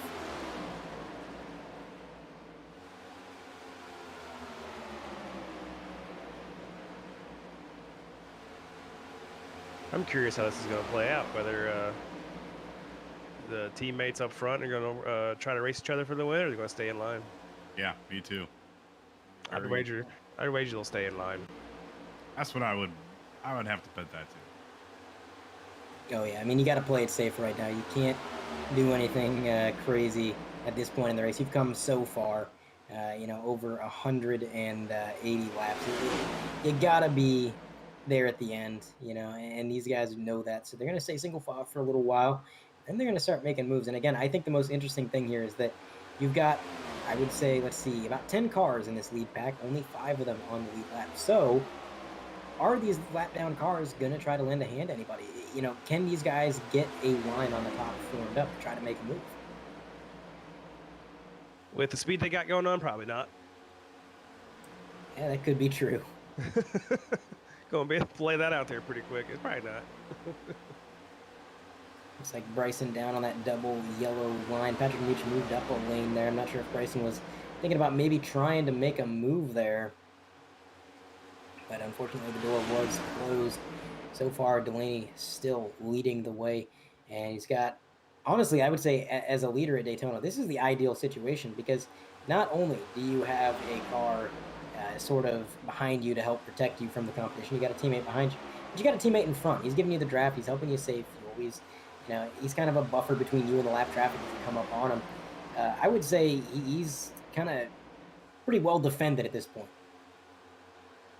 Yeah, I'd have to say that as well. I mean, we've seen this scenario a couple times here tonight at Daytona where you've had the teammates around and, you know, it just adds that little extra comfort to you, knowing that you really don't have to deal with hopefully those two guys, you know, swinging it out, as we see some internet connection issues right there, it seems to be with one of the drivers.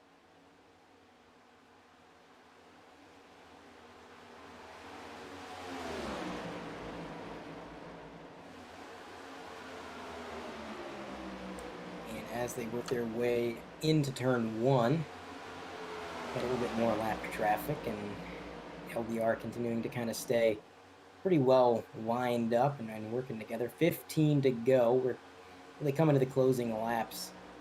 Again, it's going to be so difficult for Bryson and Hoytsma to try to do anything because, again, the lap cars, I don't think like Robert said, I'm not sure they have the speed to make something happen. But also, like Patrick Much and there's another lap down car in that pack. I can't quite make it out.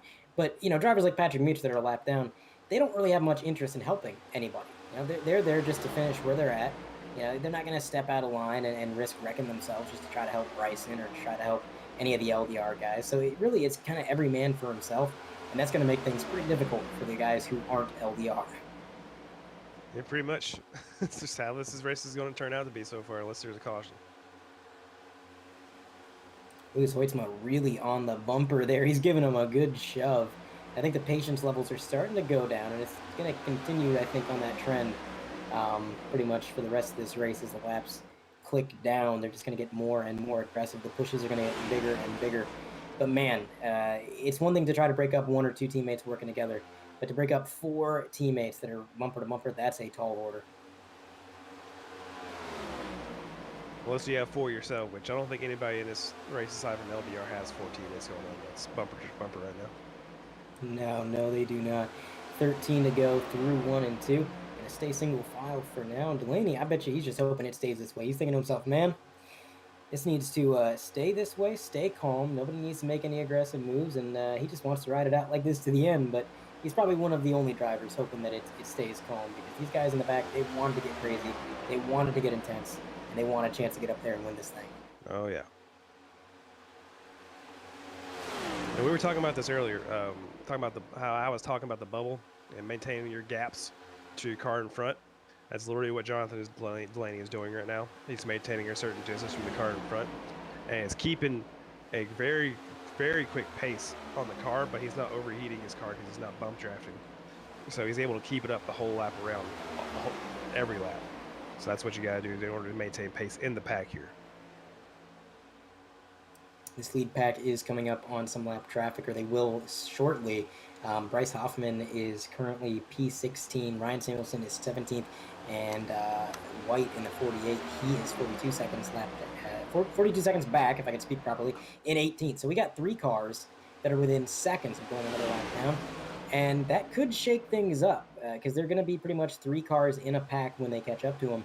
And, passing 1 lap car and not really letting them alter your line and kind of affect you, that's pretty easy. Passing 3 or 4 cars in a line, that could shake up this running order. Yeah, it'd be interesting to see if those top 3 cars got held up, or maybe the 89 sees the advantage he could take, starts running that outside line. I don't know. We'll see.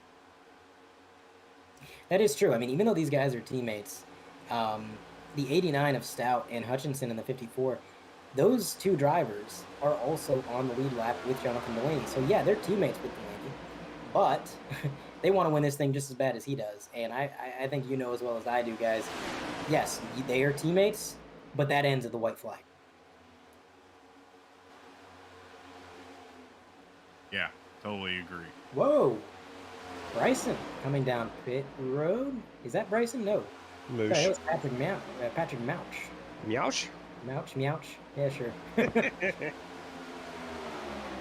So he's coming down pit road. That was a car out of the lead pack. I'm surprised he was able to get down and not really separate the pack. Usually when somebody dives down, it kind of causes an accordion effect. But Bryson and Lucas were able to kind of stay right with these guys.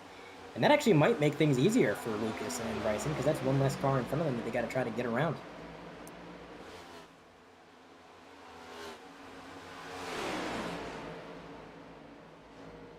Still single file coming through 3 and 4. Got a lap car up to the right. He's going to let him go, no problem. It's the number 33 machine. Single digit laps left in tonight's race, 9 to go. It'll be interesting to see this 6 of Jonathan Delaney can pull off a win here tonight.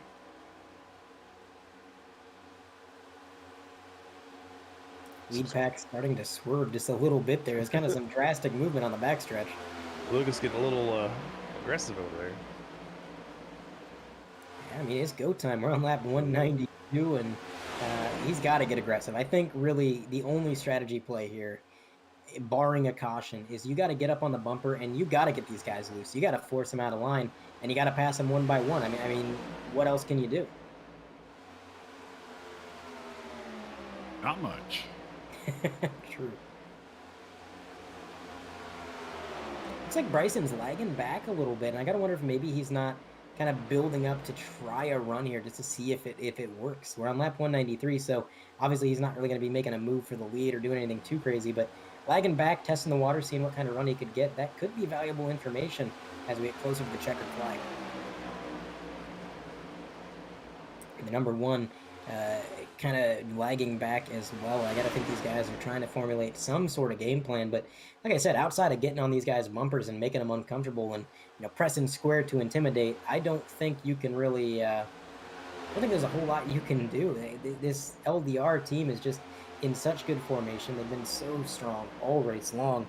It's going to be tough for these guys. But here comes Hoytsma closing in on the bumper of the car ahead once again through the corner, but he's going to lag back a little bit once more. And that 89 right there with his teammates. Again, this whole pack spearheaded by a car that is a lap down the 97. He is going to be dedicated to helping his teammates behind him. Black cars in front of you, a little racy. Oh yeah, we're getting a little bit intense up there, and these leaders are closing in on him. This could be interesting. They're going to be on him as they get to turn 1, I believe. Maybe at the exit of turn 2 at the latest, but they are closing in quite a bit. And actually, the lap cars are going to go too wide in front of them. That's a scary sight for the leader. Oh my Lord. lord. Cars go too wide at Daytona in the closing laps.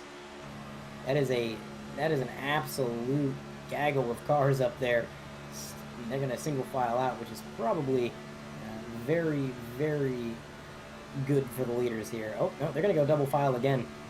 Oh boy, this could get crazy. Yeah, coming to 5 laps to go. I don't know what these lap cars are thinking, but they're racing it out for themselves, I guess. Every point counts. Beginning of the season, everybody wants to get off on the right foot and try to get as many points as possible. But yeah, you got to be careful. Like, again, you don't want to be the guy that's a lap down that really gets too in the way of the leaders. But it looks like they're going to go too wide. The lead lap cars on the outside and the lap cars on the inside. And what's really interesting here is that the outside is kind of stalled out. They're not really making up too much ground on the inside. So for the time being, they're going to remain side by side. And this opens up the door. With them battling, this opens up the door for people like Hoytsma or even Bryson to try to maybe throw it too wide and just have a Hail Mary.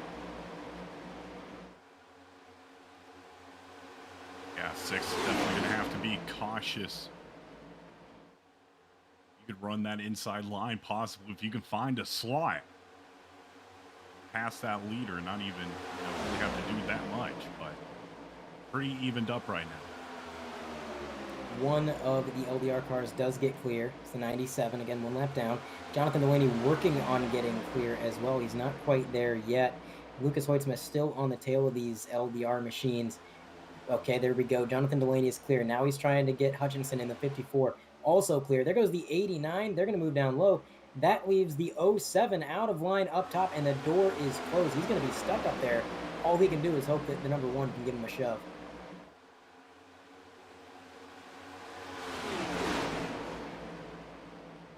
Well, that's all she wrote for that. Yeah. Well, it ain't over till it's over. Let's see. Dustin Hall with a good shove to the 07. These lap cars really getting pretty big runs on the leader. I don't know what the game plan is here. I'm a little bit lost, but let's see. 07 getting a good run through the corner on the outside, but the LDR guys getting an even better run down low on lap 198 of 200. So we are at 2.5 laps remaining as we go down the backstretch. Got some more lap traffic up ahead, but I'm not sure we're going to get to them by the end of the race. So I don't think they're going to be much of a concern. Dustin Hall with a great push to the 07. He's going to get in line door to door with the lap cars on the inside, but not quite here. Now falling back, and this is just allowing the LDR machines to get further away. Bringing it to 2 laps to go. Time is running out to make any kind of moves. 6 just right in off the back of the 97, 54, and 89. Right behind, coming to the line. They'll have the white flag. And Hoytsma's about to give a shove to the 48 with help of the number 1 car. And they're going to close the gap a little bit to the LDR cars. Actually, that's more than a little bit. They are flying on that outside line. And they've closed the gap entirely. One more lap car on the bottom. Now, this could work out if the 07 and the 48 pin these LDR machines in the bottom behind that lap car. They could gain, but no, the lap car actually moves out of the way. Great move. I believe that was Brandon Pierce. Very smart play by Brandon just to kind of let these guys race it out. Lucas reached 200 miles an hour going down the backstretch. Whoa, the 48 gets a little loose. We are on the final lap of the Daytona 500. Jonathan Delaney leads the way. He's got Hutchinson behind him. And then the 4th car behind Delaney is going to be 3rd place, Lucas Hoytsma, trying to push the 48. Now, the question is, because right now the 07 is too far back to make a move, the question is, does the 54 try to make a move on his teammate Delaney? Coming down the back straightaway, we got a lap car up high. Jonathan Delaney down low. The 54 steps out of line. He goes up high. The 48 is going to give him a shove. He's out of line. 48 moves up the track. Lucas Hoytsma is now blocked by Hutchinson. Delaney trying to push the 97 car. They're side by side at the line. Who's it going to be? The 54 with a huge run. It's Delaney. What a run, and they're wrecking out of turn 4.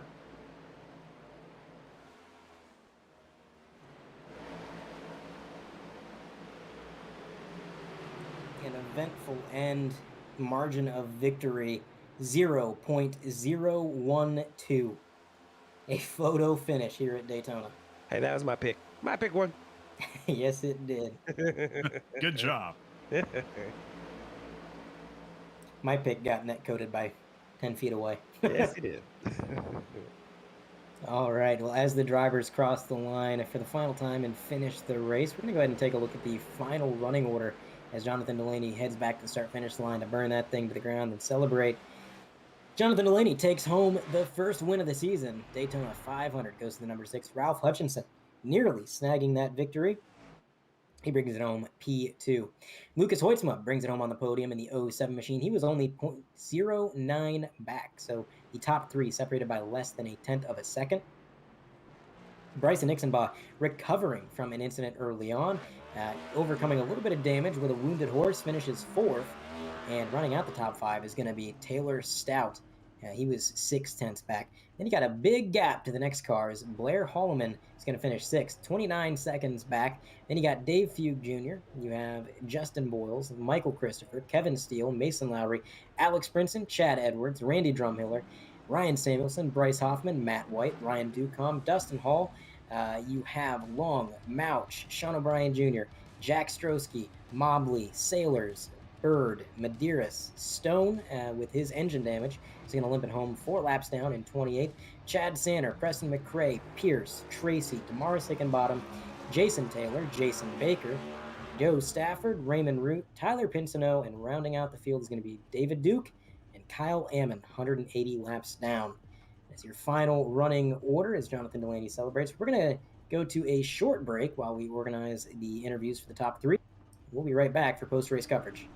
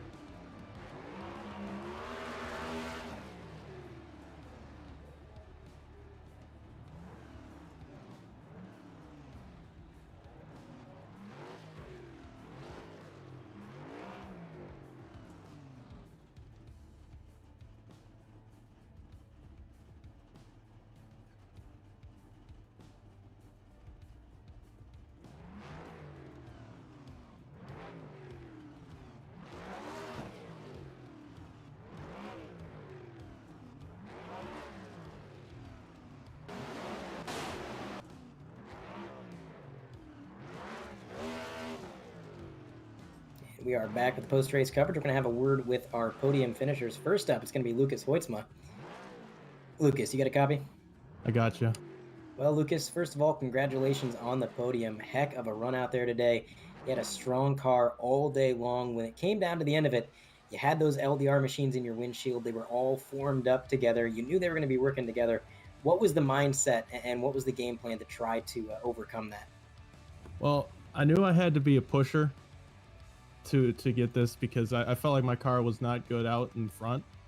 So I was just trying to stay behind people and maybe get a run going. When I got left out on the outside, I couldn't do anything about it. But when that 48 jumped up in front of me, I felt like if I had one more lap there, the just sheer speed we had going up to that front pack, I think we would have had a chance. Yeah, you guys closed the gap a lot there on that final lap, and I think you're right there. Just a little bit more time might have been beneficial. Again, just a really great run all day long. You played the strategy right. You were able to work with the traffic and kind of work with everybody on track really well. What does that do for confidence going forward? Oh, first off, just to get my highest finish ever is a great way to start off the new season. And I feel these next gens fit my driving style a lot. These super speedways they're a lot of fun in these cars, and I'm looking forward to the rest of the season. I'm going to be fighting up there. Absolutely, and we're looking forward to it. Well, before we let you go, Lucas, is there anybody that you'd like to shout out or thank? Oh, first off, my guy right here, Andre, for bringing me on LMM. Just the opportunity to race for them and I thought I was going to be a free agent going into the season, and to get the support, and it's just been awesome. Again, thanks to LMM, Andre, teammates Robert, Chad. It's been a great way to start the season, and I'm super excited. All right. Well, I'm going to put on my owner hat here and just say happy to have you on the team. Great run out there, man, and we're looking forward to the rest of the season just as much as you are. But yeah, again, congratulations on the podium, and good luck next week, man. Thanks, sir. See ya. Heck yeah, brother. Heck yeah. All right, Lucas out of the booth. Now, Robert Miller is going to have a word with second place finisher Ralph Hutchinson. Ralph, you got a copy there? Yes, sir. Yeah, this is Robert Miller up in the booth. Well, it's not a good place for you. Look like you want to have some fun with John out there at the end. Aside from that second stage, how was your race? Oh, really good. The teamwork was flawless all night, along with the race car. Almost perfect execution all night long. And I had a game plan with about 20 laps to go of how I was going to win that race, and it was foolproof until Taylor Stout lost me on the white flag lap. I was going to pull out coming out of turn 2, and with the lap car in front of Delaney, that was going to be my pick, and then it was going to be me and Taylor brawling, but bunch of improv there at the end, just about got turned in 3 and 4, trying to figure out where to go. Congratulations to Delaney too. Just, great race overall. Glad we could go into. Hate being 12 thousandths short. Well done there. Definitely saw that you and your team definitely had the game plan going. You stuck to it. No matter what happened around you, no matter what the race was turning into, you kind of stuck with it. So congratulations there. Anyway, that's the expectations for next week? Auto Club it is next week, right? Yeah. I mean, after losing this way, anything less than a win is going to be disappointing. But no, just going to keep racking the points up. Each one of these points counts the same towards the playoffs. The playoff points are big. Just got to start thinking about that time of year early, racing smart. Thank you to Lockdown Racing, Death Wish Coffee, everyone who helps this deal out, everyone with 100% Cup, everything you guys do. It's just, big thank you to everybody. All right, then. Thank you. Appreciate it. Thanks. All right, second place finisher out of the booth. A little bit disappointed with the second place, but like you said, thinking long term, that was a good points day, and he's going to look to have more in the future. Now we're going to go to our winner, John Delaney. He's with Cameron Sapp. John, you got a copy, buddy. Yeah, I do. Well, you are a champion, a winner here for the 100% Cup Series at Daytona. How you feeling about right now? I feel pretty good. It probably this is the first championship I won because I didn't win the championship last year. So it was definitely good to go out and win here at the first race of the year, Daytona 500. It was a long race, lots of ups and downs, but we were there at the end. Yeah, it was a great run, and you saw those guys coming in your mirror during the last final laps. What were you thinking when you saw them coming up? Well, there was that outside line was forming towards the end there, and in middle 3 and 4 they kind of stalled out, and I knew Ralph, he was gonna have a run on me off of 4, and he was most likely gonna side draft me, and I knew like I had to stay behind Matt's bumper because it was just gonna be the fastest way for me to it'd be the fastest way for me to try and keep my speed, staying locked to his bumper instead of moving up and blocking it. So I was laps prior, I was thinking of what they could have done to try and get around me. I told him in voice chat like 5 laps before, I'm like, hey, do what you got to do. It's not gonna bother me. So, but yeah, I was surprised we got it. I thought we were gonna lose it there at the end. Well, what a race indeed here tonight at Daytona. Big congrats from all of us up here in the booth. And anybody you want to shout out or give a thank you to here tonight before we get going? Yeah, thank you guys for broadcasting this. The admins for putting this league on. This is gonna be a really good year. Really good year actually. There's a lot of new competition, so I'm pretty excited. Everyone that raced tonight, it was a lot of fun. Matt Long and Taylor Stout for working with us. It's gonna be a good year working with those guys. It's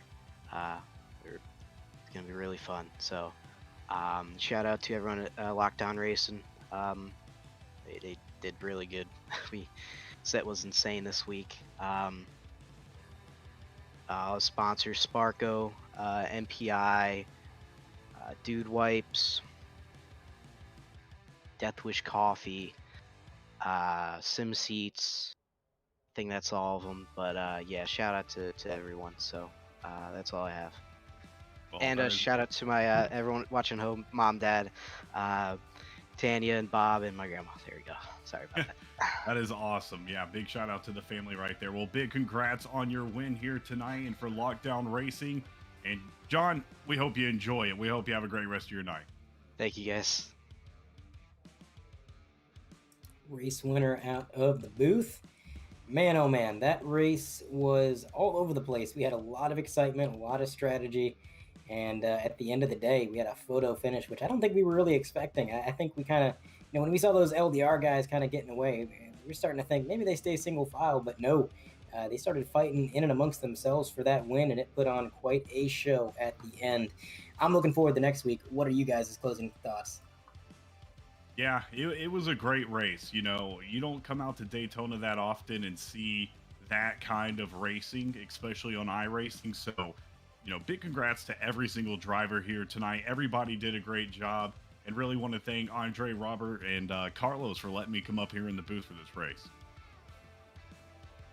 Yeah, man, I'm racing next weekend. That's what I'm excited about. I'm ready to get behind the wheel. Go. It's Auto Club. I'm going to go fast. That's all I know of. Again, appreciate Andre, Damaris, and Kevin, and Carlos for letting me in the booth and have some fun this week. I didn't get the chance to do any dual stuff, so I thought the best way I could contribute is join the broadcast. Glad y'all let me have me, and I had some fun. It was an absolute blast. Great working with both of you as always. And man, I'm looking forward to next week as well. It's going to be a lot of fun. And that's going to do it for us here at 3Wide TV. I'm Andre Grambush, joined alongside Cameron Sapp and Robert Miller. And of course, Carlos Acosta, the man pushing the buttons, bringing all the actions to your TV and computers. But we are going to see you next week.